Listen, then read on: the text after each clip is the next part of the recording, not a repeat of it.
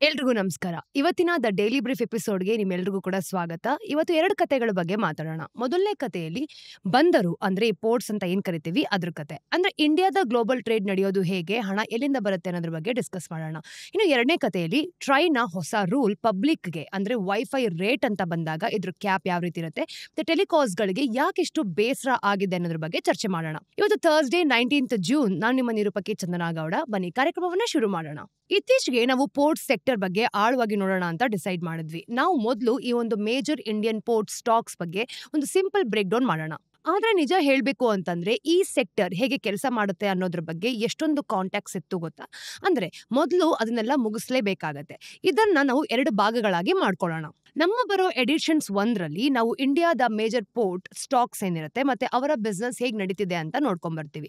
ಆದ್ರೆ ಅದಕ್ಕಿಂತ ಮುಂಚೆ ಆ ಕಂಪನಿಗಳು ನಿಜವಾಗ್ಲೂ ಏನ್ ಮಾಡುತ್ತೆ ಅಂತ ನಮಗ್ ಗೊತ್ತಿರ್ಲೇಬೇಕು. ನೋಡಿ, ಹೆಚ್ಚಿನ ಜನ ಈ ಪೋರ್ಟ್ಸ್ ಬಗ್ಗೆ ನಿಜವಾಗ್ಲೂ ಕೂಡ ತಲೆ ಕೆಡ್ಸ್ಕೊಳ್ಳೋದೇ ಇಲ್ಲ. ಕನಿಷ್ಠ ನಮ್ ತರದ ಒಂದು ಗೀಕ್ ಆಗಿಲ್ಲ ಅಂತಂದ್ರೆ ಅಥವಾ ಮಾರ್ಕೆಟ್ಸ್ಗೆ ನಿರಂತರವಾಗಿ ಅಂಟಿಕೊಂಡಿಲ್ಲ ಅಂತಂದ್ರೆ. ಹೆಚ್ಚಿನವ್ರಿಗೆ ಬಂದರುಗಳು ಅಂತಂದ್ರೆ ಈ ಒಂದು ಶಿಪ್ಸ್ ಪಾರ್ಕ್ ಮಾಡೋ ಜಾಗ ಅಂತ ಅಷ್ಟೇ ಗೊತ್ತಿರುತ್ತೆ. ಅವುಗಳ ಬಗ್ಗೆ ಜನರಿಗೆ ಒಂದು ಇಮ್ಯಾಜಿನೇಷನ್ ಇರುತ್ತೆ ಅಷ್ಟೇ. ಅಂದ್ರೆ ಎಲ್ಲೋ ಒಂದ್ ಕಡೆ ಸ್ಲೈಡ್ ಇನ್ಫಾರ್ಮೇಶನ್ ಅಂತ.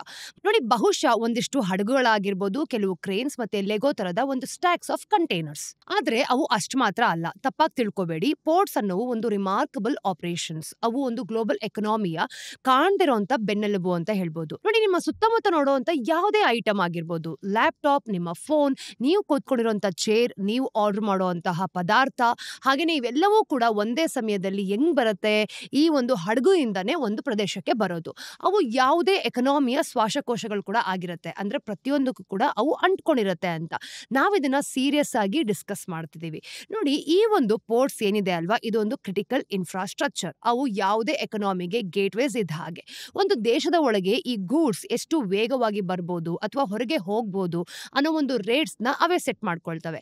ಇದನ್ನ ನೀವೇ ಯೋಚನೆ ಮಾಡಿ. ಭಾರತದ ಟ್ರೇಡ್ ನ ನಾವು ನೋಡಿದಾಗ 70% ವ್ಯಾಲ್ಯೂ ಪ್ರಕಾರ ಮತ್ತೆ ಸುಮಾರು 95% ವ್ಯಾಲ್ಯೂ ಪ್ರಕಾರ ಈ ಒಂದು ಪೋರ್ಟ್ಸ್ ಗಳ ಮೂಲಕನೇ ನಡೆಯೋದು. ಅಂದ್ರೆ ಈ ಒಂದು ಬಂದರುಗಳ ಮುಖಾಂತರ ಕೆಲಸ ನಡೆಯುತ್ತೆ ಅಂತ. ಹಾಗಾಗಿ ನಮ್ಮ ಪೋರ್ಟ್ಸ್ ಗಳ ಕಥೆಯೇ ನಮ್ಮ ಎಕನಾಮಿಯ ಕತೆ. ಅದಕ್ಕಾಗಿ ನಾವು ಅವು ಹೇಗೆ ಕೆಲಸ ಮಾಡುತ್ತೆ, ಅವನ್ನ ಯಾರು ಕಂಟ್ರೋಲ್ ಮಾಡ್ತಾರೆ, ಮತ್ತೆ ಈ ಸಿಸ್ಟಮ್ ನಲ್ಲಿ ಹಣ ಹೇಗ್ ಮಾಡಲಾಗುತ್ತೆ ಅಥವಾ ಹೇಗೆ ಕಳ್ದ್ಕೊಳ್ತಾರೆ ಅಂತ ಫಿಗರ್ ಔಟ್ ಮಾಡ್ಕೊಳ್ಳೋದಕ್ಕೆ ಬಯಸಿದೀವಿ. ನೋಡಿ, ಶುರುವಿಂದನೇ ನಾವು ಇದನ್ನ ಆರಂಭ ಮಾಡಿದಾಗ ಈ ಎಕೋಸಿಸ್ಟಮ್ ನ ಪ್ರತಿಯೊಂದು ಲೇಯರ್ಸ್ ಮೂಲಕ ಹೋಗ್ಬೇಕಾಗತ್ತೆ. ಯಾವಾಗ್ಲೂ ಹೇಳೋ ಹಾಗೆ ನಾವು ಇದೆಲ್ಲನೂ ಕೂಡ ಈಗಷ್ಟೇ ಕಲ್ತ್ಕೊಂಡಿದೀವಿ.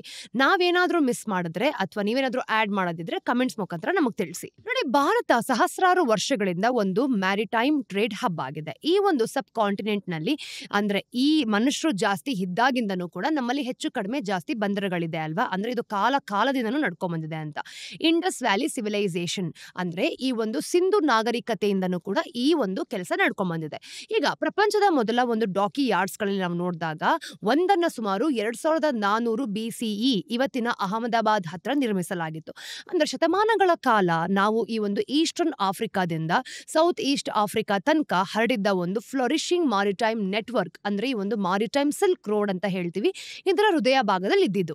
ಇನ್ನು ಕೊಲಾನಿಯಲ್ ಕಾಲಕ್ಕೆ ನಾವು ಬಂದಾಗ ಫಾಸ್ಟ್ ಫಾರ್ವರ್ಡ್ ಆಗಿ ಯೋಚನೆ ಮಾಡ್ತೀವಿ. ನೋಡಿ, ಬ್ರಿಟಿಷ್ ಮೂಲಕ ಈ ಒಂದು ನ್ಯಾವಲ್ ಪವರ್ ಆಗಿತ್ತು ಕೂಡ. ಅವರು ಭಾರತಕ್ಕೆ ಬಂದಾಗ ಏನ್ ಮಾಡ್ತಿದ್ರು, 3 ಕೀ ಪೋರ್ಟ್ಸ್ ನ ತಗೊಂಡಿದ್ರು. ಒಂದು ಮುಂಬೈಯಲ್ಲಿತ್ತು, ಕೋಲ್ಕತ್ತಾ ಮತ್ತೆ ಚೆನ್ನೈ. ಈ ಸುತ್ತ ತಮ್ಮನ್ನೇ ಆರ್ಗನೈಸ್ ಮಾಡ್ಕೊಂಡಿದ್ರು ಕೂಡ. ಈ ಒಂದು ಕೊಲಾನಿಯಲ್ ಪೋರ್ಟ್ಸ್ ಗಳನ್ನ ನಾವು ನೋಡಿದಾಗ ಪೋರ್ಟ್ ಟ್ರಸ್ಟ್ ಅಂತ ಕರೆಯೋದ್ರನ್ನ ಅಡಿಯಲ್ಲಿ ಇಡಲಾಗ್ತಿತ್ತು. ಹಾಗೆ ಪೂರ್ತಿಯಾಗೂ ಕೂಡ ಸ್ಟೇಟ್ ರನ್ ಆಗ್ತಿತ್ತು ಇದ್ರ ಮಧ್ಯೆ. ಆ ಒಂದು ಎಸ್ಟಾಬ್ಲಿಷ್ಮೆಂಟ್ಸ್ ಗಳನ್ನ ನಾವು ನೋಡಿದಾಗ ಪ್ರತಿಯೊಂದು ಭಾಗವನ್ನು ಕೂಡ ಈ ಒಂದು ಕೊಲಾನಿಯಲ್ ಅಡ್ಮಿನಿಸ್ಟ್ರೇಷನ್ನೇ ಸ್ವಂತವಾಗಿ ಮಾಡಿಕೊಂಡು ಆಪರೇಟ್ ಮಾಡ್ತಿದ್ದು. ಅಂದ್ರೆ ಅಲ್ಲಿರುವಂತಹ ಭೂಮಿ ಆಗಿರ್ಬೋದು, ದ ಬರ್ಡ್ಸ್, ಹಾಗೆಯೇ ಕ್ರೇನ್ಸ್, ಹಾಗೆ ಈ ಒಂದು ಲೇಬರ್ಗಳು ಕೂಡ. ಇವು ಸರ್ವಿಸ್ ಪೋರ್ಟ್ ಮಾಡೆಲ್ ಅಂತ ಕರೆಯೋದಕ್ಕೆ ಒಂದು ಫೌಂಡೇಶನ್ ಅನ್ನ ಹಾಕಿದ್ವು ಕೂಡ. ಇದೊಂದು ಸೆಟಪ್ ಅಲ್ಲಿ ನಾವು ನೋಡಿದಾಗ ಇಲ್ಲಿ ಪೋರ್ಟ್ಸ್ ಪೂರ್ತಿಯಾಗಿ ಈ ಒಂದು ಗೌರ್ಮೆಂಟ್ ನ ರೆಸ್ಪಾನ್ಸಿಬಿಲಿಟಿ ಆಗಿತ್ತು. ಇನ್ನು ವಾಲ್ಯೂಮ್ಸ್ ಕಡಿಮೆ ಇದ್ದಾಗ ಈ ಒಂದು ಟ್ರೇಡ್ ಲಿಮಿಟೆಡ್ ಆಗ್ತಿತ್ತು ಕೂಡ. ಇಲ್ಲಿ ನಾವು ನೋಡಿದಾಗ ಏನೋ ಗೊತ್ತಾಗುತ್ತೆ ಗೊತ್ತಾ, ಶಿಪ್ಪಿಂಗ್ ಲೈನ್ಸ್ ಕೆಲವು ಇದ್ದಾಗ ಮಾತ್ರ ಈ ಮಾಡೆಲ್ ಕೆಲಸ ಮಾಡ್ತಿತ್ತು. ಆದ್ರೆ ಗ್ಲೋಬಲೈಸೇಷನ್ ಹಿಡಿತ ಸಾಧಿಸಿದಾಗ ಪ್ರಪಂಚ ಬದಲಾಗೋದಕ್ಕೆ ಶುರುವಾಗಿದ್ದು. ಇನ್ನು ಲೇಟ್ 20th ಸೆಂಚುರಿ ಬರೋ ಹೊತ್ತಿಗೆ ಈ ಒಂದು ಗ್ಲೋಬಲ್ ಟ್ರೇಡ್ ಸ್ಫೋಟಗೊಂಡು ಕೂಡ. ಅಂದ್ರೆ ಭಾರತ ಲಿಬರಲೈಸ್ಡ್ ಆಯ್ತು ಅಂತ ಮತ್ತೆ ನಿಧಾನವಾಗಿ ನೋಡಿದಾಗ ಈ ಒಂದು ಮಂಥನಕ್ಕೆ ಸೇರ್ಕೊಂತು. ಈ ಮಧ್ಯೆ ಪ್ರಪಂಚ ಟ್ರೇಡ್ ನ ನೋಡ್ತಿದೀವಿ ಅಂದ್ರೂ ಕೂಡ ಆದಷ್ಟು ಎಫಿಷಿಯಂಟ್ ಮಾಡೋದಕ್ಕೆ ಇನೋವೇಟ್ ಆದ ಹೊಸ ದಾರಿಗಳನ್ನ ಕಂಡುಹಿಡಿಯಲಾಯಿತು. ನೋಡಿ, ಈ ಒಂದು ಕಂಟೈನರ್ಸ್ ಅಂತ ಏನ್ ಹೇಳ್ತೀವಿ ಗೊತ್ತಾ, ಈ ತರದ ಒಂದು ಐಡಿಯಾಸ್ ಆಗಿರ್ಬೋದು, ಈ ಒಂದು ಸರಕುಗಳು ಅಂದ್ರೆ ಗೂಡ್ಸ್ ಗಳನ್ನ ಹೇಗೆ ಹ್ಯಾಂಡಲ್ ಮಾಡ್ಬೇಕು ಅನ್ನೋದಕ್ಕೆ ಒಂದು ಗ್ಲೋಬಲ್ ಫಾಲ್ಟ್ ಆಗಿತ್ತು. ಭಾರತಕ್ಕೆ ಮಾಡರ್ನೈಸೇಷನ್ ಕಡೆಗೆ ಒಂದು ಸ್ಟ್ರಾಂಗ್ ಪುಷ್ ಬೇಕಾಗಿತ್ತು ಕೂಡ. ಈ ಒಂದು ಹಳೆ ಮಾಡೆಲ್ ನಾವು ನೋಡಿದಾಗ ಇದರ ಒಂದು ಬದಲಾವಣೆಯ ಪೇಸ್ ಜೊತೆಗೆ ಸರಿಸಾಟಿ ಆಗಿರೋದಕ್ಕೆ ಸಾಧ್ಯನೇ ಆಗ್ತಿರ್ಲಿಲ್ಲ. ಅದಕ್ಕೆ ಅದರ ಸ್ಪೀಡ್ ಆಗಿರ್ಬೋದು, ಕ್ಯಾಪಿಟಲ್ ಮತ್ತೆ ಇಕ್ವಿಪ್ಮೆಂಟ್ ಕೊರತೆ ಜಾಸ್ತಿ ಇತ್ತು ಅಲ್ವಾ. ಹಾಗಾಗಿ ಭಾರತ ಏನ್ ಮಾಡ್ತು ಅಂತಂದ್ರೆ ಅದರ ಹಿಂದಿನ ಒಂದು ಹಲವು ದೇಶಗಳನ್ನ ತಗೊಂಡಾಗ ಅದರ ತರನೇ ಈ ಒಂದು ಲ್ಯಾಂಡ್ ಲಾರ್ಡ್ ಪೋರ್ಟ್ ಮಾಡೆಲ್ ಅಂತ ಕರೆಯೋದಕ್ಕೆ ಮೂವ್ ಆಯಿತು. ಈ ಹೊಸ ಮಾಡೆಲ್ ನಲ್ಲಿ ಪೋರ್ಟ್ ಅಥಾರಿಟಿ ಅಂದ್ರೆ ಸಾಮಾನ್ಯವಾಗಿ ಸರ್ಕಾರದಂತಹ ಲ್ಯಾಂಡ್ ಹಾಗೆ ಒಂದು ಬೇಸಿಕ್ ಮರೀನ್ ಇನ್ಫ್ರಾಸ್ಟ್ರಕ್ಚರ್ ನ ಸ್ವಂತದಾಗಿ ಮಾಡ್ಕೊಳ್ಳೋದಕ್ಕೆ ಮುಂದುವರಿಸಿತು. ಆದ್ರೆ ಟರ್ಮಿನಲ್ಸ್ ನೋಡಿ, ಟರ್ಮಿನಲ್ಸ್ ಅಂತ ಅಂದ್ರೆ ಈ ಶಿಪ್ಸ್ ನಿಜವಾಗ್ಲೂ ಕೂಡ ಡಾಕ್ಡ್ ಆಗೋ ಒಂದು ಸ್ಪಾಟ್ಸ್ ಅಂತ ಹೇಳ್ತೀವಿ.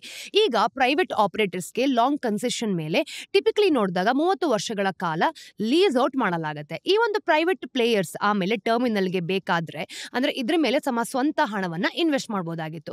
ಈಗ cranes, yards, Gates, IT system ಮತ್ತೆ ಮ್ಯಾನ್ ಪವರ್ ಎಕ್ಸೆಟ್ರಾ ಮತ್ತೆ ಆ ಟರ್ಮಿನಲ್ ನ ಒಂದು ಬಿಸ್ನೆಸ್ ತರ ಸಹ ನಡೆಸಬಹುದಾಗಿತ್ತು. ಇದಕ್ಕಾಗಿ ಅವ್ರು ಏನ್ ಮಾಡ್ತಿದ್ರು ಅಂತಂದ್ರೆ ಪೋರ್ಟ್ ಅಥಾರಿಟಿಗೆ ತಮ್ಮ ಒಂದು ರೆವಿನ್ಯೂನ ಒಂದು ಶೇರ್ ಅಥವಾ ಒಂದು ಫಿಕ್ಸ್ಡ್ ರೆಂಟ್ ಅನ್ನ ಕೊಡ್ತಾ ಇದ್ರು. ಇನ್ನು 2021 ತನಕ ಈ ಒಂದು ಶಿಫ್ಟ್ ಆಡ್ HOC ಆಗಿತ್ತು. ಥಿಯರಿ ಪ್ರಕಾರ ನಾವು ನೋಡಿದಾಗ ಪೋರ್ಟ್ಸ್ ಇನ್ನೂ ಕೂಡ ಹಳೆದು ಅಂದ್ರೆ 1963 ರ ಕಾನೂನಿಂದಲೇ ಕೂಡ ನಿಯಂತ್ರಣ ಮಾಡಲಾಗ್ತಿತ್ತು. ಆದ್ರೆ ಅದರ ಅಡಿಯಲ್ಲಿ ಈ ಒಂದು ಮೇಜರ್ ಪೋರ್ಟ್ಸ್ ಹಳೆ ಒಂದು ಸ್ಟೇಟ್ ಸೆಂಟ್ರಿಕ್ ಮಾಡೆಲ್ಸ್ ನಲ್ಲೇ ಫಂಕ್ಷನ್ ಮಾಡೋದು ನೋಡಿ ಲೀಗಲಿ ರಿಕ್ವೈರ್ಡ್ ಆಗಿತ್ತು ಕೂಡ. ಆದ್ರೆ 2021ರಲ್ಲಿ ಈ ಒಂದು ಪ್ರೈವೇಟೈಸೇಷನ್ ಕಡೆಗಿನ ಒಂದು ಮೂವ್ ಏನಾಯ್ತು ಗೊತ್ತಾ, ತುಂಬಾ ಫಾರ್ಮಲ್ ಮಾಡಲಾಯಿತು. ಈಗ ಸರ್ಕಾರ ಇಲ್ಲಿ ನೋಡಿದಾಗ ಮೇಜರ್ ಪೋರ್ಟ್ ಅಥಾರಿಟೀಸ್ ಆಕ್ಟ್ 2021 ಅಂತ ಕರೆಯೋದನ್ನ ಪಾಸ್ ಮಾಡಿದ್ರು. ಇದು 1963 ರ ಈ ಕಾನೂನು ಏನಿರುತ್ತೆ ಗೊತ್ತಾ ಅದನ್ನ ರಿಪ್ಲೇಸ್ ಮಾಡ್ತು. ಈ ಹೊಸ ಆಕ್ಟ್ ಅನ್ನ ನಾವು ನೋಡಿದಾಗ ಈ ಒಂದು ಪೋರ್ಟ್ ಟ್ರಸ್ಟ್ ಗಳನ್ನ ಇಂಡಿಪೆಂಡೆಂಟ್ ಕಮರ್ಷಿಯಲ್ ಲ್ಯಾಂಡ್ ಲಾರ್ಡ್ಸ್ ತರ ಬಿಹೇವ್ ಮಾಡೋದಕ್ಕೆ ಫಾರ್ಮಲಿ ಅಲೋ ಮಾಡಿದ್ರು. ಅವ್ರಿಗೆ ಹೆಚ್ಚು ಫೈನಾನ್ಷಿಯಲ್ ಈ ಒಂದು ಆಟೋನಮಿ ಕೂಡ ಸಿಕ್ತು. ಈ ಎಕ್ಸ್ಟರ್ನಲ್ ಪ್ರೊಫೆಷನಲ್ಸ್ ನಾವು ನೋಡಿದಾಗ ಇದರ ಜೊತೆಗೆ ಇರುವಂತಹ ಈ ಒಂದು ಬೋರ್ಡ್ ಫಾರ್ಮ್ಸ್ ಏನಿದೆ ಅಲ್ವಾ, ಅದರ ಒಂದು ಅಬಿಲಿಟಿ ಏನಿರುತ್ತೆ, ಇದರ ಒಂದು ಕ್ಯಾಪಿಟಲ್ ರೇಸ್ ಮಾಡೋದು ಯಾವ ರೀತಿ ಇರ್ಬೋದು ಮತ್ತೆ ಆಪರೇಷನಲ್ ಡಿಸಿಷನ್ಸ್ ನ ಬೇಗ ತಗೊಳ್ಳೋದಕ್ಕೂ ಸಹ ಸಾಧ್ಯ ಆಯಿತು. ಅಂದಿನಿಂದ ಈ ಒಂದು ನವಿ ಮುಂಬೈನ ಈ ಒಂದು JNPT ತರದ ಮೇಜರ್ ಪೋರ್ಟ್ಸ್ ನಾವು ನೋಡಿದಾಗ ಈ ಒಂದು ಲ್ಯಾಂಡ್ ಲಾರ್ಡ್ ಮಾಡೆಲ್ಗೆ ನಮ್ಮ ಒಂದು ಟ್ರಾನ್ಸಿಷನ್ ಏನಿರುತ್ತೆ ಗೊತ್ತಾ ಅದನ್ನ ಕಂಪ್ಲೀಟ್ ಮಾಡಿದೀವಿ ಅಂತ ತೋರಿಸುತ್ತೆ. ಇವತ್ತು JNPT ಯ ಪ್ರತಿಯೊಂದು ಕಂಟೈನರ್ ಈ ಒಂದು ಟರ್ಮಿನಲ್ ಕೂಡ ಏನಿರ್ತಾರೆ ಅಲ್ವಾ ಅವರು ಪ್ರೈವೇಟ್ ಆಗಿ ಆಪರೇಟ್ ಮಾಡ್ಕೊಳ್ತಿದ್ದಾರೆ. ಇನ್ನು ಪೋರ್ಟ್ ನ ಅಥಾರಿಟಿ ನಾವು ನೋಡಿದಾಗ ತಾವೇ ಇನ್ ಮುಂದೆ ಟರ್ಮಿನಲ್ಸ್ ನ ಡೈರೆಕ್ಟ್ ಆಗಿ ಮ್ಯಾನೇಜ್ ಮಾಡೋದಿಲ್ಲ ಅಂತಾನೂ ಕೂಡ ಹೇಳಿದ್ದಾರೆ. ಅದು ಪೋರ್ಟ್ಸ್ ನ ಲ್ಯಾಂಡ್ ಲಾರ್ಡ್ ಅಷ್ಟೇ ಮಾಡ್ಕೊಳಕ್ಕಾಗೋದು. ಬೇಸಿಕಲಿ ಇದೆಲ್ಲ ನೋಡಿದಾಗ ತುಂಬಾ ತಲೆ ಕೆಡುತ್ತೆ. ಯಾಕೊತ್ತಾ ಈ ಒಂದು ಪೋರ್ಟ್ ಇಂಡಸ್ಟ್ರಿಗೆ ತನ್ನದೇ ಆದ ಲ್ಯಾಂಗ್ವೇಜ್ ಇದೆ ಅನ್ಸತ್ತೆ, ಭಾಷೆಗಳಿರುತ್ತೆ. ನೀವು ಈ ಒಂದು ಲೆಕ್ಸಿಕಾನ್ ನ ಅರ್ಥ ಮಾಡ್ಕೊಂಡಾಗ ಮಾತ್ರ ಬೇರೆಲ್ಲವೂ ಕ್ಲಿಕ್ ಆಗೋದು. ಬನ್ನಿ ಪೋರ್ಟ್ ಅನ್ನೋ ಒಂದು ಪದದಿಂದಲೇ ಶುರು ಮಾಡ್ಕೊಂಬರೋಣ. ಪೋರ್ಟ್ ಅಂದ್ರೆ ಕೇವಲ ಶಿಪ್ ಡಾಕ್ ಮಾಡೋ ಒಂದು ಲ್ಯಾಂಡ್ ಸ್ಪಾಟ್ ಅಂತ ಅಲ್ಲ, ಅದೊಂದು ಮಾಸಿವ್ ಹೆವಿಲಿ ಇಂಜಿನಿಯರ್ಡ್ ಕಾಂಪ್ಲೆಕ್ಸ್ ಅಂತ. ಇದು ಬೇಸಿಕ್ಲಿ ಸಮುದ್ರದ ಒಂದು ಸಣ್ಣ ಬೇಲಿ ಹಾಕಿದ ಭಾಗ ಅಂತ ಹೇಳ್ತೀವಿ. ಇನ್ನು ಈ ಬಂದರುಗಳು ಪೋರ್ಟ್ಸ್ಗೆ ಸಾಮಾನ್ಯವಾಗಿ ಈ ಒಂದು ಬ್ರೇಕ್ ವಾಟರ್ಸ್ ಇರುತ್ತೆ. ಅವು ಹೊರಗಿನ ಅಲೆಗಳು ಮತ್ತೆ ಆಕ್ಟಿವಿಟಿಯಿಂದ ಅದನ್ನ ಕ್ಲೋಸ್ ಮಾಡುತ್ತೆ. ಜೊತೆಗೆ ಈ ಒಂದು ಶಿಪ್ಸ್ ಒಳಗಡೆ ಬರೋದಕ್ಕೆ ಒಂದು ಅಪ್ರೋಚ್ ಚಾನೆಲ್ ಕೂಡ ಇಟ್ಕೊಂಡಿರುತ್ತೆ. ಒಮ್ಮೆ ಶಿಪ್ಸ್ ಪೋರ್ಟ್ ಒಳಗಡೆ ಬಂದಾದ್ಮೇಲೆ ಅದರ ಒಂದು ಬರ್ಡ್ಸ್ ಹಾಗೆ ಒಂದು ಕ್ವೇಸ್ ಅಂತ ಏನಿರುತ್ತೆ ಅದನ್ನ ಕಟ್ಟಲಾಗುತ್ತೆ. ಅದನ್ನ ಆಚೆ ಕಡೆ ನೋಡಿದಾಗ ಈ ಒಂದು ಶೋರ್ಸ್ ಅಂತ ಏನ್ ಹೇಳ್ತೀವಿ ಅಂದ್ರೆ ಸಮುದ್ರ ತೀರದ ಮೇಲೆ ದೊಡ್ಡ ಪ್ರಮಾಣದ ಒಂದು ಇನ್ಫ್ರಾಸ್ಟ್ರಕ್ಚರ್ ಕೂಡ ಇರುತ್ತೆ. ಅಲ್ಲಿ ರೋಡ್ಸ್ ಆಗಿರ್ಬೋದು, ರೇಲ್ ಲೈನ್ಸ್, ಕಸ್ಟಮ್ಸ್ ಬಿಲ್ಡಿಂಗ್ಸ್ ಹಾಗೆ ವೇರ್ ಹೌಸಸ್ ಮತ್ತೆ ಪವರ್ ಸ್ಟೇಷನ್ಸ್ ಕೂಡ ಇದ್ರ ಜೊತೆ ಸೇರ್ಕೊಂಡಿರುತ್ತೆ. ಇನ್ನು ಭಾರತದಲ್ಲಿ 2 ತರದ ಬಂದರುಗಳಿದೆ. ಮೇಜರ್ ಪೋರ್ಟ್ಸ್ ಅಂತ ಹೇಳ್ತೀವಿ ಮತ್ತೆ ನಾನ್ ಮೇಜರ್ ಪೋರ್ಟ್ಸ್ ಅಂತ ಹೇಳ್ತೀವಿ. ಇದೇನು ಕೂಡ ಸೈಜ್ ಮೇಲಿನ ಒಂದು ಡಿಸ್ಟಿಂಕ್ಷನ್ ಅಲ್ಲ, ಈಗ ಹಿಸ್ಟ್ರಿ ಮೇಲಿನದು ಅಂತ ಹೇಳ್ಬೋದು. ನಮ್ಮ ಹತ್ರ 12 ಮೇಜರ್ ಪೋರ್ಟ್ಸ್ ಗಳಿದೆ ಗೊತ್ತಾ, ಅಂದ್ರೆ 12 ಬಂದರುಗಳಿದೆ ಅಂತ. ಮುಂಬೈ, ಚೆನ್ನೈ, ವಿಶಾಖಪಟ್ಟಣಂ, ಪರಾದೀಪ್, ಕೋಲ್ಕತ್ತಾ ಎಕ್ಸೆಟ್ರಾ ಇವನ್ನ ನಾವು ಸೆಂಟ್ರಲ್ ಗೌರ್ಮೆಂಟ್ಗಳು ನಿಯಂತ್ರಣ ಮಾಡುತ್ತೆ ಅಂತ ಗೊತ್ತಾಗತ್ತೆ ಹಿಸ್ಟಾರಿಕಲಿ ನೋಡ್ಕೊಂಡು ಬಂದಾಗ. ಇವೆಲ್ಲವೂ ಕೂಡ ಸರ್ವಿಸ್ ಪೋರ್ಟ್ಸ್ ಆಗಿದ್ದು, ಆದ್ರೆ ಈಗ ಅವೆಲ್ಲವೂ ಕೂಡ ಲ್ಯಾಂಡ್ ಲಾರ್ಡ್ ಮಾಡೆಲ್ಗೆ ಶಿಫ್ಟ್ ಆಗ್ತಾ ಇದೆ. ಆಮೇಲೆ ನಮ್ಮ ಹತ್ರ 200ಕ್ಕೂ ಹೆಚ್ಚು ನಾನ್ ಮೇಜರ್ ಪೋರ್ಟ್ಸ್ ಗಳಿದೆ. ಇವನ್ನ ಸ್ಟೇಟ್ ಮರಿಟೈಮ್ ಬೋರ್ಡ್ಸ್ ಅಥವಾ ಒಂದು ಪೋರ್ಟ್ ಡಿಪಾರ್ಟ್ಮೆಂಟ್ಸ್ ಕಂಟ್ರೋಲ್ ಮಾಡ್ತಿದೆ. ನೋಡಿ ಹೆಸರುಗಳನ್ನ ನೋಡಿ ಮೋಸ ಹೋಗಬೇಡಿ. ಒಂದು ಪೋರ್ಟ್ ಮಾಸಿವ್ ಆಗಿರೋದಕ್ಕೆ ಮೇಜರ್ ಆಗಿರ್ಬೇಕಾಗಿಲ್ಲ. ಉದಾಹರಣೆಗೆ ಮುಂದ್ರಾ ಪೋರ್ಟ್ ನ ತಗೊಂಡಾಗ ವಾಲ್ಯೂಮ್ ಪ್ರಕಾರ ಭಾರತದ ಈ ಒಂದು ಬಿಸ್ನೆಸ್ ಪೋರ್ಟ್ ಅಂತ ಹೇಳ್ತೀವಿ, ಅಂದ್ರೆ ಬಿಸ್ನೆಸ್ಗೆ ಸಂಬಂಧಪಟ್ಟ ಬಂದರು, ಅದೊಂದು ನಾನ್ ಮೇಜರ್ ಪೋರ್ಟ್ ಅಷ್ಟೇ. ಇನ್ನು ಪೋರ್ಟ್ ಬಿಸ್ನೆಸ್ ಅಲ್ಲಿರೋ ಹೆಚ್ಚಿನ ಈ ಒಂದು ಪ್ರೈವೇಟ್ ಪೋರ್ಟ್ ಡೆವಲಪರ್ಸ್ ನಾವು ನೋಡಿದಾಗ ನಾನ್ ಮೇಜರ್ ಪೋರ್ಟ್ಸ್ ಪೋರ್ಟ್ಸ್ಗಳು ನಡ್ಸ್ಕೊಂಡು ಬರ್ತಾರೆ. ಅದಾನಿ ಪೋರ್ಟ್ಸ್ಗಳಲ್ಲಿ ನೋಡಿದಾಗ ಇವುಗಳಲ್ಲಿ ಅತಿ ದೊಡ್ಡದು ಅಂತ ಗೊತ್ತಾಗುತ್ತೆ. ಅಂದ್ರೆ ದೇಶದಾದ್ಯಂತ 12 ಬಂದರುಗಳಿದೆ. ಮುಂದ್ರಾ ಮತ್ತೆ ಈ ಒಂದು ಕೃಷ್ಣಪಾಟ್ನಂ ಅಂತ ಏನ್ ಹೇಳ್ತೀವಿ ಅಲ್ವಾ, ಅದರ ಪೋರ್ಟ್ಸ್ ತರದ ಒಂದು ಮಾಸಿವ್ ಎಸ್ಟಾಬ್ಲಿಷ್ಮೆಂಟ್ಸ್ಗಳು ಸೇರ್ಕೊಂಡಂತೆ. ಆಮೇಲೆ JSW ಇನ್ಫ್ರಾಸ್ಟ್ರಕ್ಚರ್ ಕೂಡ ಇಲ್ಲಿದೆ. ಅದನ್ನ ಶುರು ಮಾಡ್ಕೊಂಡಾಗ ಇದೊಂದು ಸಣ್ಣ ಎಂಟರ್ಪ್ರೈಸಸ್ ಆಗಿತ್ತು. ಇನ್ನು ಗ್ರೂಪ್ಗೆ JSW ಎನರ್ಜಿಗೋಸ್ಕರ ಕೋಲ್ ಇಂಪೋರ್ಟ್ ಮಾಡ್ಕೊಳ್ಳೋದಕ್ಕೆ ಮತ್ತೆ JSW ಸ್ಟೀಲ್ಗಳಿಗೋಸ್ಕರ ಸ್ಟೀಲ್ ಎಕ್ಸ್ಪೋರ್ಟ್ ಮಾಡಕ್ಕೆ ಬೇಕಾದಂತಹ ಇನ್ಫ್ರಾಸ್ಟ್ರಕ್ಚರ್ ಏನಿದೆ ಇದನ್ನ ಬಿಲ್ಡ್ ಮಾಡ್ತಿತ್ತು. ಆದ್ರೆ ಕಾಲಕ್ರಮೇಣ ನಾವು ನೋಡ್ಕೊಂಡಾಗ ಅದು ಒಂದು massive third party logistic business ಆಗಿ ಪಿವೋಟ್ ಆಗಿದೆ ಕೂಡ. ಅಂದ್ರೆ ಇದೆಲ್ಲದರ ಹೆಚ್ಚಿನ ಕಾರ್ಗೋ JSW ಗ್ರೂಪ್ ನ ಹೊರಗಿನಿಂದ ಬರುತ್ತೆ. ಇನ್ನು ಪೋರ್ಟ್ಸ್ ಗಳಲ್ಲಿ ಸಾಮಾನ್ಯವಾಗಿ ಮಲ್ಟಿಪಲ್ ಟರ್ಮಿನಲ್ಸ್ ಇರುತ್ತೆ. ಇವುಗಳಲ್ಲಿ ಪ್ರತಿಯೊಂದು ಕೂಡ ಒಂದು ಸೆಲ್ಫ್ ಕಂಟೈನ್ಡ್ ಇಂಡಸ್ಟ್ರಿಯಲ್ ಪಾರ್ಕ್ ಇದ್ದ ಹಾಗೆ. ನೋಡಿ, ಒಂದು ಟರ್ಮಿನಲ್ ತನ್ನದೇ ಆದ ಒಂದು ಎಕ್ವಿಪ್ಮೆಂಟ್ಸ್, ಹಾಗೇನೆ ಜನರು, ಹಾಗೇನೆ ಸಾಫ್ಟ್ವೇರ್ ಸಿಸ್ಟಮ್ಗಳ ಜೊತೆ ಕೂಡಿರುತ್ತೆ. ಇವೆಲ್ಲವೂ ಕೂಡ ಆ ಟರ್ಮಿನಲ್ಗೆ ಸಂಬಂಧಪಟ್ಟಂತಹ ಒಂದು ಅವಶ್ಯಕತೆಗಳಿಗೆ ಸ್ಪೆಸಿಫಿಕ್ ಆಗಿರುತ್ತೆ. ಒಂದು ಟರ್ಮಿನಲ್ ಕೇವಲ ಕಂಟೈನರ್ಸ್ ನ ಹ್ಯಾಂಡಲ್ ಮಾಡಬಹುದು, ಇನ್ನೊಂದು ಕೇವಲ ಕೋಲ್ ಹ್ಯಾಂಡಲ್ ಮಾಡ್ಕೊಳ್ಬಹುದು, ಮೂರನೇದು ಕಾರ್ಸ್ ಗಳನ್ನ ಹ್ಯಾಂಡಲ್ ಮಾಡಬಹುದು. ಹಾಗೆ ಮತ್ತೊಂದ್ ಕಡೆ ನಾವು ನೋಡಿದಾಗ ಈ ಒಂದು ಕ್ರೂಡ್ ಆಯಿಲ್ ಅಂತ ಏನ್ ಹೇಳ್ತೀವಿ ಅದ್ರ ಜೊತೆ ಡೀಲ್ ಮಾಡ್ಕೊಳ್ಬಹುದು.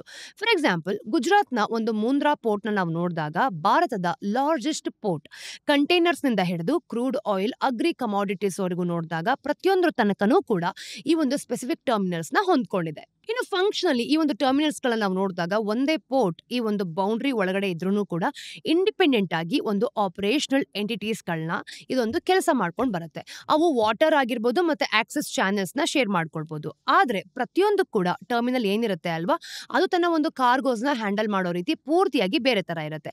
ಹಾಗಾಗಿ ನೀವು ಊಹಿಸೋ ಹಾಗೆ ಇಲ್ಲಿ ಟರ್ಮಿನಲ್ಸ್ ನ ನಾವು ನೋಡಿದಾಗ ನಡೆಸೋ ಅಂತದ್ದು ತನ್ನಲ್ಲೇ ಒಂದು ಫುಲ್ ಟೈಮ್ ಬಿಸ್ನೆಸ್ ತರ. ಇನ್ನು ಈ ಒಂದು DP ವರ್ಲ್ಡ್ ನ ನಾವು ನೋಡಿದಾಗ PSA ಮತ್ತೆ APM ಟರ್ಮಿನಲ್ಸ್ ತರದ ಹಲವಾರು ಕಂಪನಿಗಳು ತಮ್ಮ ಒಂದು ಟರ್ಮಿನಲ್ ಆಪರೇಷನ್ ಸುತ್ತಾನೆ ಪೂರ್ತಿ ತಮ್ಮ ಬಿಸ್ನೆಸ್ ಅನ್ನ ಬಿಲ್ಡ್ ಮಾಡ್ಕೊಂಡಿರುತ್ತೆ. ಈಗ ಪಬ್ಲಿಕ್ ಪೋರ್ಟ್ಸ್ ಒಳಗಡೆ ನಾವು ನೋಡಿದಾಗ ಸ್ಪೆಸಿಫಿಕ್ ಬಸ್ಗಳಿಗಾಗಿ ಈ ಒಂದು ಬಿಡ್ಡಿಂಗ್ ಮಾಡ್ಕೊಂಡು ಅದನ್ನ ಅವರು ನಡೆಸೋದು. ಹಾಗೇನೆ ಜನ ಕಾರ್ಗೋ ಬಗ್ಗೆ ಯೋಚನೆ ಮಾಡಿದಾಗ ಅವರು ಸಾಮಾನ್ಯವಾಗಿ ಕೇವಲ ಕಂಟೈನರ್ಸ್ ಬಗ್ಗೆ ಯೋಚನೆ ಮಾಡ್ತಾರೆ. ಆದ್ರೆ ಅದು ಕಥೆಯ ಒಂದು ಭಾಗ ಅಷ್ಟೇ. ನಿಜ ಹೇಳ್ಬೇಕು ಅಂತಂದ್ರೆ ಸ್ಥೂಲವಾಗಿ 5 ಟೈಪ್ಸ್ ಆಫ್ ಕಾರ್ಗೋಸ್ ಇದೆ. ಮೊದಲನೇದಾಗಿ ಡ್ರೈ ಬಲ್ಕ್ ಅಂತ ಹೇಳ್ತೀವಿ. ಇಲ್ಲಿ ಕೋಲ್, ಐರನ್ ಓರ್ ಅಥವಾ ಸಿಮೆಂಟ್ ತರದ ಒಂದು ಕಮಾಡಿಟೀಸ್ ಇರುತ್ತೆ. ಇವನ್ನ ಸಾಮಾನ್ಯವಾಗಿ ಲೂಸ್ ಆಗಿ ನೋಡ್ಕೊಂಡು ಟ್ರಾನ್ಸ್ಪೋರ್ಟ್ ಮಾಡಲಾಗುತ್ತೆ. ಅವನ್ನ ನೇರವಾಗಿ ಈ ಒಂದು ಶಿಪ್ ನ ಹೋಲ್ಡ್ ಏನಿರುತ್ತೆ ಅಲ್ವಾ ಅದರೊಳಗಡೆ ಸುರಿತಾರೆ. ಯಾವುದೇ ಪ್ಯಾಕೇಜಿಂಗ್ ಇರೋದಿಲ್ಲ ಮತ್ತೆ ಕಂಟೈನರ್ಸ್ ಕೂಡ ಇದರಲ್ಲಿ ಇರೋದಿಲ್ಲ. ಲಿಕ್ವಿಡ್ ಬಲ್ಕ್ ನೋಡಿ, ಡ್ರೈ ಬಲ್ಕ್ ತರನೇ ಇದಿರೋದು. ಅಂದ್ರೆ ಕ್ರೂಡ್ ಆಯಿಲ್ ಅಥವಾ ಕೆಮಿಕಲ್ಸ್ ತರದ ಒಂದು ಲಿಕ್ವಿಡ್ ಕಮಾಡಿಟೀಸ್ ಗಳನ್ನ ಪ್ರತ್ಯೇಕವಾಗಿ ಪ್ಯಾಕೇಜ್ ಮಾಡಲಾಗಲ್ಲ. ಬದಲಿಗೆ ಇವನ್ನ ಒಂದು ಪೈಪ್ಲೈನ್ಸ್ ಮೂಲಕ ಅಥವಾ ಸ್ಪೆಷಲೈಸ್ಡ್ ಟ್ಯಾಂಕರ್ಸ್ ಒಳಗಡೆ ಪಂಪ್ ಮಾಡಲಾಗುತ್ತೆ. ನೀವು ನೋಡಿದಾಗ ಈ ಒಂದು ಲಿಕ್ವಿಡ್ ಬಲ್ಕ್ ಹ್ಯಾಂಡಲ್ ಮಾಡೋ ಟರ್ಮಿನಲ್ಸ್ಗೆ ಇದಕ್ಕೋಸ್ಕರನೇ ಸ್ಪೆಷಲೈಸ್ಡ್ ಇಕ್ವಿಪ್ಮೆಂಟ್ಸ್ ಬೇಕಾಗುತ್ತೆ. ಒಂದು ಟ್ಯಾಂಕ್ ಫಾರ್ಮ್ಸ್ ಆಗಿರ್ಬೋದು, ಸೇಫ್ಟಿ ಸಿಸ್ಟಮ್ಸ್ ಮತ್ತೆ ಪ್ರೆಷರ್ ರೆಗ್ಯುಲೇಟೆಡ್ ಇನ್ಫ್ರಾ ತರ. ಇನ್ನು ಕಂಟೈನರ್ಸ್ ಕಾರ್ಗೋನ ನಾವು ನೋಡಿದಾಗ ಇದು ಶಿಪ್ಸ್ ಮೇಲೆ ನೀವು ಮಾಡೋ ದೊಡ್ಡ ಲೆಗೋ ತರದ ಅಂದ್ರೆ 20 ಅಥವಾ 40 ಈ ಒಂದು ಫುಡ್ ಸ್ಟೀಲ್ ಬಾಕ್ಸಸ್ ಗಳಲ್ಲಿ ಸ್ಟೋರ್ ಮಾಡ್ಕೊಳ್ಳೋ ಕಾರ್ಗೋ ಅಂತ ಹೇಳ್ತೀವಿ. ಇವು ಎಲೆಕ್ಟ್ರಾನಿಕ್ಸ್ ಇಂದ ಹಿಡಿದು ಆಟೋ ಪಾರ್ಟ್ಸ್ ಆಗಿರ್ಬೋದು, ಟಾಯ್ಸ್ ತನಕ ಎಲ್ಲವನ್ನೂ ಕೂಡ ಹೊತ್ತೊಯ್ಯುತ್ತೆ. ನಮ್ಮ ಒಂದು ಗ್ಲೋಬಲ್ ಟ್ರೇಡ್ ಯುಗ ಅಂದ್ರೆ ಬೇಸಿಕಲಿ ಇಲ್ಲಿಂದ ನಾವು ನೋಡಿದಾಗ ಈ ಒಂದು ಸ್ಟ್ಯಾಂಡರ್ಡೈಸ್ಡ್ ಸ್ಟೀಲ್ ಬಾಕ್ಸ್ ಗಳಿಂದನೇ ಸಾಧ್ಯ ಆಗಿರೋದು. ಬ್ರೇಕ್ ಬಲ್ಕ್ ಓವರ್ ಸೈಜ್ಡ್ ಅಥವಾ ನಾನ್ ಕಂಟೈನಸಬಲ್ ಆದ ಐಟಮ್ಸ್ ಗಳನ್ನ ನೋಡಿದಾಗ ಟರ್ಬೈನ್ಸ್ ಅಥವಾ ಈ ಒಂದು ಕನ್ಸ್ಟ್ರಕ್ಷನ್ ಎಕ್ವಿಪ್ಮೆಂಟ್ ತರ ಇರುತ್ತೆ. ಇವನ್ನ ಶಿಪ್ಸ್ ಮೇಲೆ ಇಂಡಿವಿಜುವಲ್ ಆಗಿ ಇಟ್ಕೊಳ್ಬೇಕು. ಇದೊಂದು ತುಂಬಾ ಕಷ್ಟಕರವಾದ ಟೈಮ್ ಕನ್ಸ್ಯೂಮಿಂಗ್ ಪ್ರಾಸೆಸ್ ಅಂತ ಹೇಳ್ಬೋದು. ಇವನ್ನ ನೀವು ಕ್ರೇನ್ಸ್ ಮತ್ತೆ ಸ್ಲಿಂಗ್ಸ್ ನ ಬಳಸಿ ಒಂದೊಂದಾಗಿ ಶಿಪ್ಸ್ ಮೇಲೆ ಎತ್ತಿಡಲಾಗುತ್ತೆ. ಮತ್ತೆ ಎಲ್ಲವೂ ಕೂಡ ಸೇಫ್ ಆಗಿ ಇರುತ್ತೆ ಅಂತ ನಾವು ಖಚಿತಪಡಿಸ್ಕೊಳ್ಬೇಕು ಅಂತಂದ್ರೆ ಸ್ಪೆಷಲ್ ಸ್ಟೋರೇಜ್ ಪ್ಲಾನ್ಸ್ ಗಳು ಬೇಕೇ ಬೇಕು. RO ನೋಡಿ, ಈ ಒಂದು ವೀಲ್ಡ್ ಕಾರ್ಗೋ ಈ ಒಂದು ಕಾರ್ಸ್ ಅಥವಾ ಬಿಸ್ನೆಸ್ ತರ ಇರೋದು. ಇವನ್ನ ಸುಮ್ನೆ ಶಿಪ್ಸ್ ಮೇಲೆ ಮತ್ತೆ ಕೆಳಗೆ ಡೈರೆಕ್ಟ್ಲಿ ಡ್ರೈವ್ ಮಾಡಬಹುದು. ಇವುಗಳಲ್ಲಿ ಪ್ರತಿಯೊಂದು ಕೂಡ ಪೂರ್ತಿಯಾಗಿ ಬೇರೆ ಬಿಸ್ನೆಸ್. ಅಂದ್ರೆ ಪ್ರತಿಯೊಂದಕ್ಕೂ ಸಹ ತನ್ನದೇ ಆದ ಒಂದು ಎಕನಾಮಿಕ್ಸ್ ಖಂಡಿತವಾಗ್ಲೂ ಇರುತ್ತೆ. ಬೇರೆ ಬೇರೆ ಈ ಒಂದು ತರದ ಟರ್ಮಿನಲ್ಸ್ ಬೇಕು ಅಂತಾನೆ ಕೂಡ ಇಲ್ಲಿ ನೋಡಬಹುದು. For example, bulk cargo terminal ಸಾಮಾನ್ಯವಾಗಿ ಈ ಒಂದು ವೇಟ್ ಪ್ರಕಾರ ಗಳಿಸಿದ್ರೆ, ಕಂಟೈನರ್ ಟರ್ಮಿನಲ್ಸ್ ತಾವು ಟ್ರಾನ್ಸ್ಪೋರ್ಟ್ ಮಾಡೋ 20 ಫೂಟ್ ಎಕ್ವಿವೆಲೆಂಟ್ ಏನಿರುತ್ತೆ ಅಲ್ವಾ ಆ ಯೂನಿಟ್ಸ್ ಪ್ರಕಾರ ಗಳಿಸಬಹುದು.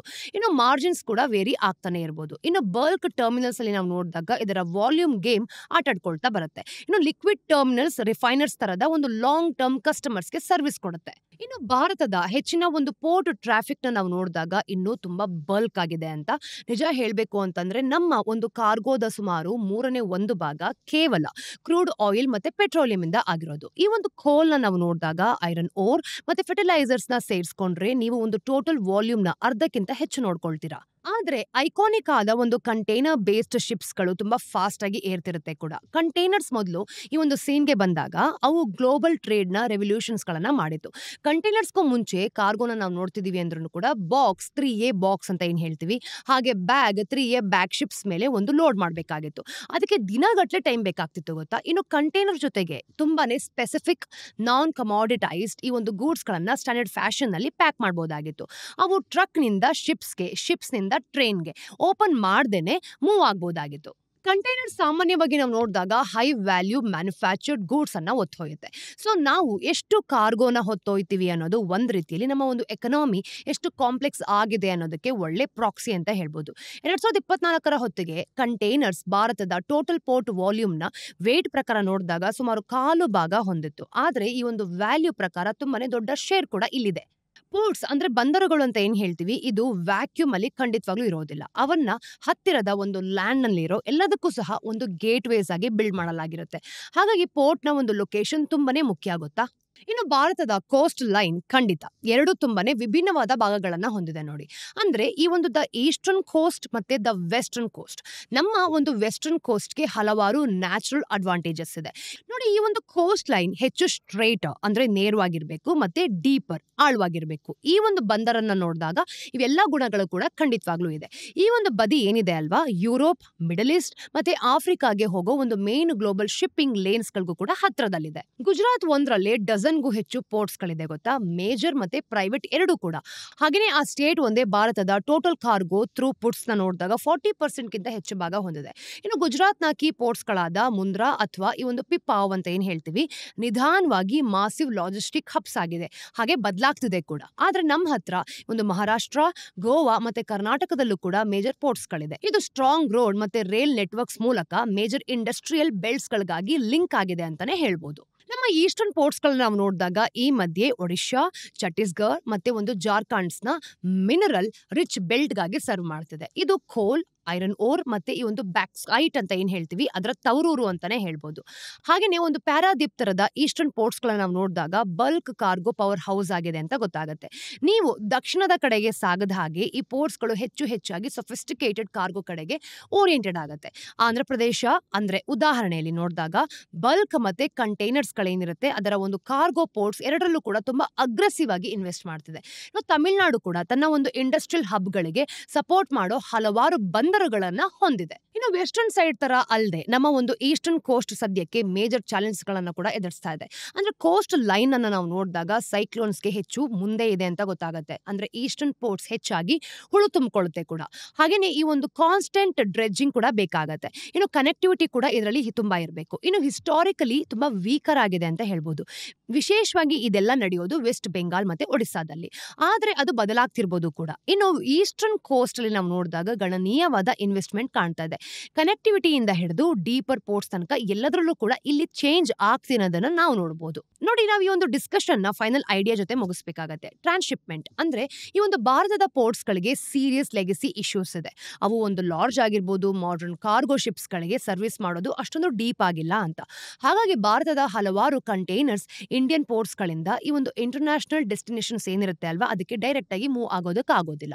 ಅವು ಮೊದಲು ಕೊಲಂಬೋ, ಸಿಂಗಾಪುರ್ ಅಥವಾ ಈ ಒಂದು ಪೋರ್ಟ್ ಕ್ಲಾಂಗ್ ತರದ ಒಂದು ಫಾರಿನ್ ಹಬ್ಸ್ ಗಳಿಗೆ ಹೋಗಿ ಆಮೇಲೆ ಅಲ್ಲಿಂದ ಮುಂದೆ ಶಿಪ್ ಆಗ್ಬೇಕಾಗತ್ತೆ. ಇದು ನಮ್ಮ ಇಂಪೋರ್ಟ್ಸ್ ಮತ್ತೆ ಎಕ್ಸ್ಪೋರ್ಟ್ಸ್ ಎರಡಕ್ಕೂ ಸಹ ಟೈಮ್ ಅಂಡ್ ಕಾಸ್ಟ್ ಅನ್ನ ಆಡ್ ಮಾಡುತ್ತೆ ಗೊತ್ತಾ. ಅಂದ್ರೆ ಹೆಚ್ಚಿನ ಸಮಯ ಮತ್ತೆ ಬೇಕಾದಂತಹ ಖರ್ಚುಗಳು ಆಗುತ್ತೆ. ಇದು ಇಂಡಿಯನ್ ಬಿಸ್ನೆಸ್ ಗಳನ್ನ ತಮ್ಮ ಒಂದು ಮೇಜರ್ ಕಾಂಪಿಟೇಟರ್ಸ್ ಮುಂದೆ ಡಿಸ್ಅಡ್ವಾಂಟೇಜ್ ಅಲ್ಲಿ ನಿಲ್ಲೋದಕ್ಕೆ ಒಂದು ದಾರಿ ಮಾಡಿಕೊಡುತ್ತೆ. ನೋಡಿ, ಇದನ್ನೆಲ್ಲ ಸರಿ ಮಾಡಬೇಕು ಅಂತಂದ್ರೆ ಭಾರತ ತನ್ನದೇ ಆದ ಒಂದು ಡೀಪ್ ಡ್ರಾಫ್ಟ್ ಟ್ರಾನ್ಸ್ಶಿಪ್ಮೆಂಟ್ ಅಂತ ಏನ್ ಹೇಳ್ತೀವಿ ಆ ಹಬ್ಸ್ ಗಳನ್ನ ಬಿಲ್ಡ್ ಮಾಡ್ತಿದೆ ಅಂತ ಹೇಳ್ಬೋದು. ಇನ್ನು ಕೇರಳದ ವೈಸನ್ ಪಂಜಾಬ್ ಮತ್ತೆ ಅಂಡಮಾನ್ಸ್ನ ಗಲಾತೆ ಬೇ ಅಂತ ಏನ್ ಹೇಳ್ತೀವಿ ಇದ್ರಗಳಲ್ಲಿ ಇದು ಹೆಚ್ಚಾಗಿ ನಡೀತಿರೋದು. ಇದೆಲ್ಲ ನಾವು ನೋಡಿದಾಗ ಈ ಒಂದು ಭಾರತದ ಬಂದರುಗಳು ಏನಿದೆ ಅಲ್ವಾ ಅದರ ಒಂದು ಎವಲ್ಯೂಷನ್ಸ್ ನೆಕ್ಸ್ಟ್ ಚಾಪ್ಟರ್ ಅಲ್ಲಿ ಖಂಡಿತವಾಗ್ಲೂ ಆಗತ್ತೆ. ಇನ್ನು ಹಲವಾರು ವಿಷಯಗಳಿದೆ, ಅವನ್ನ ನಾವು ಈ ಪ್ರೈಮ್ ನಿಂದ ಉದ್ದೇಶಕ ಪೂರ್ವಕವಾಗಿ ಸ್ವಲ್ಪ ಹೊರಗಡೆ ಇಟ್ಟಿದೀವಿ. ಆದ್ರೆ ಇದನ್ನ ಕೇವಲ ಮೊದಲ ಚಾಪ್ಟರ್ ಅಂತ ನೀವು ಕನ್ಸಿಡರ್ ಮಾಡಬೇಕು. ಬರೋ ದಿನಗಳಲ್ಲಿ ಈ ಒಂದು ಫ್ಯಾಸಿನೇಟಿಂಗ್ ಬಿಸ್ನೆಸ್ ಏನಿದೆ ಇದರ ಒಂದು ಹಲವಾರು ಆಸ್ಪೆಕ್ಟ್ಸ್ ಗಳು ಏನಿದೆ ಅದೆಲ್ಲ ಖಂಡಿತವಾಗ್ಲೂ ನಿಮ್ ಮುಂದೆ ನಾನು ತಗೊಂಡ್ ಬರ್ತೀನಿ. ಈಗ ಮುಂದಿನ ಸ್ಟೋರಿಯಲ್ಲಿ ಟೆಲಿಕಾಸ್ಗಳಿಗೆ ಟ್ರೇಸ್ನ ಒಂದು ಹೊಸ ಟ್ರಾಫಿಕ್ ಕ್ಯಾಪ್ಸ್ ಯಾಕೆ ಇಷ್ಟ ಆಗಲ್ಲ ಅನ್ನೋದ್ರ ಬಗ್ಗೆ ಮಾತಾಡೋಣ. ನೋಡಿ, ಭಾರತದ ಈ ಒಂದು ಟೆಲಿಕಾಂ ರೆಗ್ಯುಲೇಟರ್ ಅಂತ ಅಂದ್ರೆ telecom regulatory authority of India ಅಂತ ಕರಿತೀವಿ. ಇತ್ತೀಚೆಗೆ ಒಂದು ಹೊಸ ರೂಲ್ ಅನ್ನ ಇಶ್ಯೂ ಮಾಡಿದೆ. ಬೇಸಿಕಲಿ ಅದು ಕೆಲವು ಇಂಟರ್ನೆಟ್ ರೇಟ್ಸ್ ಮೇಲೆ ಮಿತಿ ಹಾಕಿದೆ ಅಂತ ಹೇಳ್ಬೋದು. ನಮ್ಮ ಒಂದು ದೊಡ್ಡ ಟೆಲಿಕಾಂ ಆಪರೇಟರ್ಸ್ ಯಾರಿಗೂ ಕೂಡ ಇದನ್ನ ಮಾಡಿರೋದು ಇಷ್ಟನೇ ಆಗಿಲ್ಲ. ನೋಡಿ, ಇಲ್ಲೊಂದು ವಿಷಯ ಇದೆ. ಈ ಒಂದು ಕ್ಯಾಪ್ ನಿಮ್ಮ ಒಂದು ರೆಗ್ಯುಲರ್ ಮೊಬೈಲ್ ಡೇಟಾ ಅಥವಾ ಒಂದು ಹೋಮ್ ಬ್ರಾಡ್ಬ್ಯಾಂಡ್ ಬಿಲ್ಸ್ ಗಳಿಗೆ ಅಪ್ಲೈ ಆಗೋದಿಲ್ಲ. ನಿಜ ಹೇಳ್ಬೇಕು ಅಂತಂದ್ರೆ ಇದು ಬಹುಶಃ ನಿಮ್ಗೆ ಪರಿಚಯ ಇಲ್ಲದೆ ಇರೋ ಯಾವುದೇ ಸರ್ವಿಸ್ಗೂ ಕೂಡ ಸಂಬಂಧಪಟ್ಟಿರಲ್ಲ ಅಂತ ಹೇಳ್ಬೋದು. ಇದು ಕೇವಲ ಸರ್ಕಾರದ ಒಂದು PM ವಾಣಿ ವೈಫೈ ಸ್ಕೀಮ್ ಅಡಿಯಲ್ಲಿ ಪಬ್ಲಿಕ್ ವೈಫೈ ಪ್ರೊವೈಡರ್ಸ್ ಕನೆಕ್ಟಿವಿಟಿಗಾಗಿ ಪೇ ಮಾಡೋ ಒಂದು ರೇಟ್ಸ್ ನ ಮಾತ್ರ ಟಾರ್ಗೆಟ್ ಮಾಡುತ್ತೆ. ಇದರಿಂದ ಕೇವಲ 3 ಲಕ್ಷ ಕಸ್ಟಮರ್ಸ್ಗೆ ಬೆನಿಫಿಟ್ ಆಗುತ್ತೆ ಅಷ್ಟೇ. ಆದ್ರೆ ಇದು ನಿಮ್ಮನ್ನ ಮೋಸಗೊಳಿಸೋದು ಬೇಡ. ಈ ಒಂದು ಮೂವ್ನ ನಾವು ನೋಡಿದಾಗ ಭಾರತೀಯರು ಈ ಒಂದು ಇಂಟರ್ನೆಟ್ ಆಕ್ಸೆಸ್ ಮಾಡೋ ರೀತಿಯನ್ನ ಫಂಡಮೆಂಟಲಿ ಬದಲಾಯಿಸಬಹುದು. ಸೊ ಏನಾಗ್ತಿದೆ, ಈ ಕ್ಯಾಪ್ ಏನನ್ನ ಟಾರ್ಗೆಟ್ ಮಾಡೋದಕ್ಕೆ ಟ್ರೈ ಮಾಡ್ತಿದೆ, ಮತ್ತೆ ಮೊದಲಿಗೆ ಇವರ ಒಂದು ಅವಶ್ಯಕತೆ ಏನೇನೆಲ್ಲ ಆಗಿತ್ತು ನೋಡಿ. PM ವಾಣಿ ಅಂತ ಅಂದ್ರೆ prime ministers wifi access network interface ಅಂತ ಕರಿತೀವಿ. ಇದೊಂದು ಗೌರ್ಮೆಂಟ್ ಇನಿಷಿಯೇಟಿವ್. ಭಾರತದಾದ್ಯಂತ ಪಬ್ಲಿಕ್ ಒಂದು ವೈಫೈ ಆಕ್ಸೆಸ್ ನ ಎಕ್ಸ್ಪ್ಯಾಂಡ್ ಮಾಡೋದಕ್ಕೆ 2020ರಲ್ಲಿ ಲಾಂಚ್ ಮಾಡಲಾಗಿತ್ತು. ಈ ಸ್ಕೀಮ್ ನಾವು ನೋಡಿದಾಗ ಪಬ್ಲಿಕ್ ವೈಫೈ ಮೇಲೆ ಒಂದು ದೊಡ್ಡ ಬೆಟ್ ಆಗಿತ್ತು ಕೂಡ. ಅಂದ್ರೆ ಮೊಬೈಲ್ ಡೇಟಾ ಪಾಪ್ಯುಲರ್ ಆಗಿದ್ರೂ ಕೂಡ ಹಲವು ಜನರಿಗೆ ಇನ್ನೂ ಅಫೋರ್ಡಬಲ್ ಆಗಿಲ್ಲ, ಹೈ ಸ್ಪೀಡ್ ಇಂಟರ್ನೆಟ್ ಆಕ್ಸೆಸ್ ಸಿಗ್ತಾ ಇಲ್ಲ ಅನ್ನೋದನ್ನ ಗೌರ್ಮೆಂಟ್ ಏನ್ ಮಾಡ್ತು, ಎಲ್ಲೋ ಒಂದ್ ಕಡೆ ಅರ್ಥಕೊಂಡ್ತು. ಈ ಮಧ್ಯೆ ಮೊಬೈಲ್ ನೆಟ್ವರ್ಕ್ ನ ನೋಡಿದಾಗ ತುಂಬಾ ಕಂಜೆಸ್ಟೆಡ್ ಆಗ್ತದೆ, ಹಾಗೆ ಕೆಲವು ಏರಿಯಾಸ್ ಗಳಲ್ಲಿ ತುಂಬಾ ಬ್ಯಾಡ್ ಕವರೇಜ್ ಸಿಗುತ್ತೆ ಅಂತ ಸರ್ಕಾರಕ್ಕೆ ಗೊತ್ತಾಯ್ತು. ಇನ್ನು ಪಬ್ಲಿಕ್ ವೈಫೈ ಹಾಟ್ಸ್ಪಾಟ್ಸ್ ಈ ಗ್ಯಾಪ್ಸ್ ಗಳನ್ನ ತುಂಬಬಹುದು. ಕನೆಕ್ಟಿವಿಟಿ ಲಿಮಿಟೆಡ್ ಅಥವಾ ಒಂದು ಎಕ್ಸ್ಪೆನ್ಸಿವ್ ಆಗಿರೋ ಕಡೆ ನಿಖರವಾಗಿ ತುಂಬಾ ಕಡಿಮೆ ಇಂಟರ್ನೆಟ್ ಒದಗಿಸೋದ್ರಿಂದ ಅದು ಮೊಬೈಲ್ ನೆಟ್ವರ್ಕ್ಸ್ಗೆ ತುಂಬಾ ಕಾಂಪ್ಲಿಮೆಂಟ್ ಆಗ್ಬಹುದು ಕೂಡ. ಇನ್ನು ಡಿಜಿಟಲ್ ಡಿವೈಡ್ ನಾವು ನೋಡಿದಾಗ ಇದನ್ನ ಕಡಿಮೆ ಮಾಡೋ ಒಂದು ಫೈನಲ್ ಪುಷ್ ಇದಾಗಿತ್ತು. ಅಂದ್ರೆ ಈ ಒಂದು ಎಕ್ಸ್ಪೆನ್ಸಿವ್ ಮೊಬೈಲ್ ಪ್ಲಾನ್ ಅಥವಾ ಒಂದು ಹೋಮ್ ಕನೆಕ್ಷನ್ ಮೇಲೆ ರಿಲೇ ಆಗಿರೋದ್ರಿಂದ, ಡಿಪೆಂಡ್ ಆಗಿರೋದ್ರಿಂದ ಇನ್ನು ಇಂಟರ್ನೆಟ್ ತಲುಪಕ್ಕಾಗದಿರೋ ರೀತಿ ಪ್ರತಿಯೊಬ್ಬರಿಗೂ ಕೂಡ ಕಷ್ಟ ಆಗ್ತಿದೆ ಅನ್ನೋದು ಇಲ್ಲಿ ಗೊತ್ತಾಗುತ್ತೆ. ಹಾಗೆ ಮಾಡೋಕೆ ಸರ್ಕಾರ ದೇಶದಾದ್ಯಂತ ಮಿಲಿಯನ್ಸ್ ಆಫ್ ವೈಫೈ ಹಾಟ್ಸ್ಪಾಟ್ ನ ಸೆಟಪ್ ಮಾಡೋದಕ್ಕೆ ಜನರಿಗೆ ಸಹಾಯ ಮಾಡುವಂತ ಪ್ಲಾನ್ ಅನ್ನ ತಗೊಂಡ್ ಬಂದಿತ್ತು. ಇದರಿಂದ ಜನರಿಗೆ ವಿಶೇಷವಾಗಿ ಅಂದ್ರೆ ಹಳ್ಳಿಗಳಲ್ಲಿ ಮತ್ತೆ ಈ ಒಂದು ಅನ್ಡಿಸರ್ವ್ಡ್ ಏರಿಯಾಸ್ ಗಳಲ್ಲಿರೋರಿಗೆ ತುಂಬಾ ಹೆಲ್ಪ್ ಆಗುತ್ತೆ ಕೂಡ. ಇನ್ನು ಪಬ್ಲಿಕ್ ಪ್ಲೇಸಸ್ ಗಳಲ್ಲಿ ನಾವು ನೋಡಿದಾಗ ಅಲ್ಲೂ ಕೂಡ ಫ್ರೀ ಆಗಿ ಸಿಗುತ್ತೆ. ಇನ್ನು ಇಂಟರ್ನೆಟ್ ಗೆ ಆಕ್ಸೆಸ್ ಕೂಡ ಸಿಗ್ತಾ ಇತ್ತು. ರೈಲ್ವೆ ಸ್ಟೇಷನ್ಸ್ ಗಳಾಗಿರ್ಬೋದು, ಹಾಗೇನೆ ಒಂದು ಹಳ್ಳಿ ಮಾರ್ಕೆಟ್ ಮತ್ತೆ ಒಂದು ಲೈಬ್ರರೀಸ್ ತರ ಜಾಗಗಳಲ್ಲಿ ಯಾರು ಬೇಕಾದ್ರೂ ಇಂಟರ್ನೆಟ್ ಗೆ ಬರೋ ಜಾಗಗಳಿಗೆ ಡಬಲ್ ಅಪ್ ಆಗಬಹುದಾಗಿತ್ತು. ಈಗ ಸರ್ಕಾರ ಇದಕ್ಕಾಗಿ ಎಲ್ಲಾ ಇನ್ಫ್ರಾ ಏನಿರುತ್ತೆ ತಾನೇ ಬಿಲ್ಡ್ ಮಾಡಬೇಕಾಗಿಲ್ಲ. ಅದು ತನ್ನನ್ನ ಕೇವಲ ಒಬ್ಬ ಅಂದ್ರೆ ಯಾರು ಇದನ್ನ ತುಂಬಾ ಚೆನ್ನಾಗಿ ತಗೊಂಡ್ ಬಂದ್ ಕೊಡ್ತಾರೋ ಅದ್ರ ಜೊತೆಗೆ ಇದನ್ನ ಬಿಲ್ಡ್ ಮಾಡಬಹುದು. ಒಂದು ಫ್ರೇಮ್ ವರ್ಕ್ ಕ್ರಿಯೇಟ್ ಮಾಡೋದು ಮತ್ತೆ ಪ್ರಾಜೆಕ್ಟ್ ಗೆ ಟೆಕ್ನಾಲಜಿಕಲ್ ಬ್ಯಾಕ್ ಬೋನ್ ಒದಗಿಸೋ ಲಿಮಿಟೆಡ್ ರೋಲ್ ನೊಂದಿಗೆ. ಇನ್ನು ಆಕ್ಚುಯಲ್ ಸೆಟಪ್ ನ ನಾವು ನೋಡಿದಾಗ ಈ ಫ್ರೇಮ್ ವರ್ಕ್ ಅಡಿಯಲ್ಲಿ ಪ್ರೈವೇಟ್ ಸೆಕ್ಟರ್ ಕೂಡ ಮಾಡಲಾಗುತ್ತೆ ಅನ್ನೋ ಒಂದು ಹೋಪ್ ಅನ್ನ ಇಟ್ಕೊಂಡಿತ್ತು. ಅಂದ್ರೆ ಈ ರಿಲಯನ್ಸ್ ಅಂತ ಏನ್ ಹೇಳ್ತೀವಿ, ಬೇಸಿಕ್ಲಿ ಈ ಸ್ಕೀಮ್ ನ ತುಂಬಾ ಪತನ ಮಾಡ್ತಿತ್ತು ಅಂತ ಗೊತ್ತಾಗತ್ತೆ, ಅಂದ್ರೆ ಡೌನ್ಫಾಲ್ ಇತ್ತು ಅಂತ. ಇನ್ನು ಈ ಸ್ಕೀಮ್ ತನಗಾಗಿ ಒಂದು ಆಂಬಿಷಿಯಸ್ ಗೋಲ್ಸ್ ಸೆಟ್ ಮಾಡ್ಕೊಂಡಿದ್ರು ಕೂಡ. ಇನ್ನು 2022ರ ಹೊತ್ತಿಗೆ ನಾವು ನೋಡಿದಾಗ 10 ಮಿಲಿಯನ್ ಪಬ್ಲಿಕ್ ವೈಫೈ ಹಾಟ್ಸ್ಪಾಟ್ಸ್ ಏನಿದೆ ಮತ್ತೆ 2030ರ ಹೊತ್ತಿಗೆ ಒಂದು 50 ಮಿಲಿಯನ್ ಅದ್ರ ಹತ್ರನೇ ಬರಲಿಲ್ಲ. ಇನ್ನು ಜೂನ್ 2025ರ ಹೊತ್ತಿಗೆ 3.33 ಲ್ಯಾಕ್ಸ್ ಈ ಒಂದು PM ವಾಣಿ ಹಾಟ್ಸ್ಪಾಟ್ಸ್ ಮಾತ್ರ ಡಿಪ್ಲಾಯ್ ಆಗ್ತಿದೆ ಅಂತ. ಇದು ಒರಿಜಿನಲ್ ಟಾರ್ಗೆಟ್ ನ ಒಂದು ಸಣ್ಣ ಭಾಗ ಅಷ್ಟೇ. ಆದ್ರೆ ಇದು ಯಾಕೆ ಅನ್ಕೊಂಡಾಗ ಆಗ್ತಾ ಇಲ್ಲ ಅಂತ ಹೇಳಕ್ಕಿಂತ ಮುಂಚೆ ಈ ಪ್ರೋಗ್ರಾಮ್ ಹೇಗೆ ಕೆಲಸ ಮಾಡಬೇಕಾಗಿತ್ತು ಅನ್ನೋದನ್ನ ನೀವು ತಿಳ್ಕೊಳ್ಬೇಕು. ನೋಡಿ, PM ವಾಣಿ ಸಿಸ್ಟಮ್ ನಾವು ನೋಡಿದಾಗ ವೈಫೈ ಒದಗಿಸೋ ಟಾಸ್ಕ್ ಏನಿರುತ್ತೆ ಅಲ್ವಾ ಅದರ ಒಂದು ಬೇರೆ ಬೇರೆ ರೋಲ್ಸ್ಗಾಗಿ ವಿಂಗಡಿಸಲಾಗ್ತಿತ್ತು. ಅಂದ್ರೆ ಪಬ್ಲಿಕ್ ಡೇಟಾ ಆಫೀಸ್ ಅಂತ ಹೇಳ್ತೀವಿ, ಇದು ಆಕ್ಚುಯಲ್ ವೈಫೈ ಹಾಟ್ಸ್ಪಾಟ್ ಪ್ರೊವೈಡರ್. ಇದು ಯಾರು ಬೇಕಾದ್ರೂ ಕೂಡ ಇದನ್ನ ತೆಗೆಸ್ಕೊಳ್ಬಹುದು. ನಿಮ್ಮ ಒಂದು ನೇಬರ್ಹುಡ್ ಕೆಫೆಯಿಂದ ಹಿಡಿದು ಕಿರಾಣಾ ಸ್ಟೋರ್ ಅಥವಾ ಒಂದು ಚಾಯ್ವಾಲ ತರದ ಸ್ಮಾಲ್ ಬಿಸ್ನೆಸ್ ಅಥವಾ ಈ ಒಂದು ಪಬ್ಲಿಕ್ ಯೂಸ್ಗೆ ನಾವು ಬಂದಾಗ ವೈಫೈ ಆಕ್ಸೆಸ್ ಪಾಯಿಂಟ್ ಸೆಟಪ್ ಮಾಡ್ಕೊಳ್ಳೋ ಇಂಡಿವಿಜುವಲ್ ಕೂಡ ಇದನ್ನ ನೋಡ್ಕೊಳ್ತಾರೆ. ಇವರು ಮೂಲತಃ ವೈಫೈ ಅನ್ನ ಹೋಸ್ಟ್ ಮಾಡಿಕೊಂಡು ತಮ್ಮ ಸುತ್ತಮುತ್ತಲಿನ ಒಂದು ಯೂಸರ್ಸ್ಗೆ ಇಂಟರ್ನೆಟ್ ಅನ್ನ ಸರ್ವ್ ಮಾಡ್ತಾರೆ. ಇನ್ನು ಪಬ್ಲಿಕ್ ಡೇಟಾ ಆಫೀಸ್ ಅಗ್ರಿಗೇಟರ್ ನಾವು ನೋಡಿದಾಗ ಈ ಒಂದು ಫ್ರಂಟ್ ಲೈನ್ ಏನಿದೆ ಅಲ್ವಾ, ಇದರ ಒಂದು PDOs ಗಳ ಹಿಂದೆ ಒಬ್ಬ ಒಂದು ಅಗ್ರಿಗೇಟರ್ ಇದ್ದೇ ಇರ್ತಾರೆ. ಅವರ ಒಂದು PDOA ಅಂತ ಹೇಳ್ತೀವಿ. ಇವರು ಈ ಒಂದು ವೈಫೈ ಆಕ್ಸೆಸ್ಗೆ ಆಧಾರವಾಗಿರೋ ಒಂದು ಕ್ಲೌಡ್ ಬೇಸ್ಡ್ ಪ್ಲಾಟ್ಫಾರ್ಮ್ ಅನ್ನ ಒದಗಿಸ್ತಾರೆ. ಅವರ ಪ್ಲಾಟ್ಫಾರ್ಮ್ ನಾವು ನೋಡಿದಾಗ ಇದರ ಒಂದು ಯೂಸರ್ಸ್ನ ಒಂದು ಅಥೆಂಟಿಕೇಶನ್ ಏನಿರುತ್ತೆ ಅಲ್ವಾ, ಇದು ಮಾಡೋದ್ರಿಂದ ಹಿಡಿದು ಡೇಟಾ ಕೂಪಾನ್ಸ್ ಇದನ್ನ ಜನರೇಟ್ ಮಾಡೋದ್ರವರೆಗೂ ಕೂಡ ಪ್ರತಿಯೊಂದು ಇನ್ವಾಲ್ವ್ ಆಗಿರುತ್ತೆ. ಇನ್ನು ಪೇಮೆಂಟ್ಸ್ ಕಲೆಕ್ಷನ್ಸ್ ಆಗಿರ್ಬೋದು, ಎಲ್ಲವನ್ನು ಕೂಡ ಇವರೇ ಹ್ಯಾಂಡಲ್ ಮಾಡೋದು. ಟೆಲಿಕಾಂ ಆಪರೇಟರ್ಸ್ ನಿಮ್ಗೆ ಪರಿಚಯ ಇರುವಂತಹ ಒಂದು ಇಂಟರ್ನೆಟ್ ಸರ್ವಿಸ್ ಪ್ರೊವೈಡರ್ಸ್, BSNL ಆಗಿರ್ಬೋದು, Jio, Airtel etcetera, actual internet band width ಗಳಲ್ಲಿ ಸಪ್ಲೈ ಮಾಡ್ತಾರೆ. ಇದನ್ನ ಈ ಒಂದು ಟೆಲ್ಕೋ ಲಿಂಗೋದಲ್ಲಿ ಬ್ಯಾಕ್ ಹೌಲ್ ಅಂತ ಕರೀತಾರೆ. ಇದ್ರ ಬಗ್ಗೆ ನಾವು ದ ಡೈಲಿ ಬ್ರೀಫ್ ಅಲ್ಲಿ ಸ್ವಲ್ಪ ಸಮಯದ ಹಿಂದೆನೆ ಡೆಪ್ತ್ ಆಗಿ ಡಿಸ್ಕಸ್ ಮಾಡಿದೀವಿ. ನೋಡಿ, ಟೆಲ್ಕೋಸ್ ನ ಮೂಲತಃ ಒಂದು ಡೇಟಾ ಪೈಪ್ಲೈನ್ ಕ್ರಿಯೇಟ್ ಮಾಡುತ್ತೆ. ಅವರೇ PDO ಗಳಿಗೆ ಕನೆಕ್ಟಿವಿಟಿ ಕೂಡ ಮಾರಾಟ ಮಾಡೋರು. ಇನ್ನು PM ವಾಣಿ ಮಾಡೆಲ್ ನಾವು ನೋಡಿದಾಗ ಅವರು ಮೂಲತಃ ಒಂದು ಲಾಸ್ಟ್ ಮೈಲ್ ಪ್ರೊವೈಡರ್ಸ್ಗೆ ಹೋಲ್ಸೇಲ್ ಬೇಸಿಸ್ ಏನಿರುತ್ತೆ ಅದರ ಒಂದು ಕನೆಕ್ಟಿವಿಟಿಯನ್ನ ಸಪ್ಲೈ ಮಾಡ್ತಾರೆ. PM ವಾಣಿ ಅಡಿಯಲ್ಲಿ ನಾವು ನೋಡಿದಾಗ ಇಂಟರ್ನೆಟ್ ರೇಟ್ಸ್ ತುಂಬಾ ವೇರಿ ಆಗ್ಬೋದು.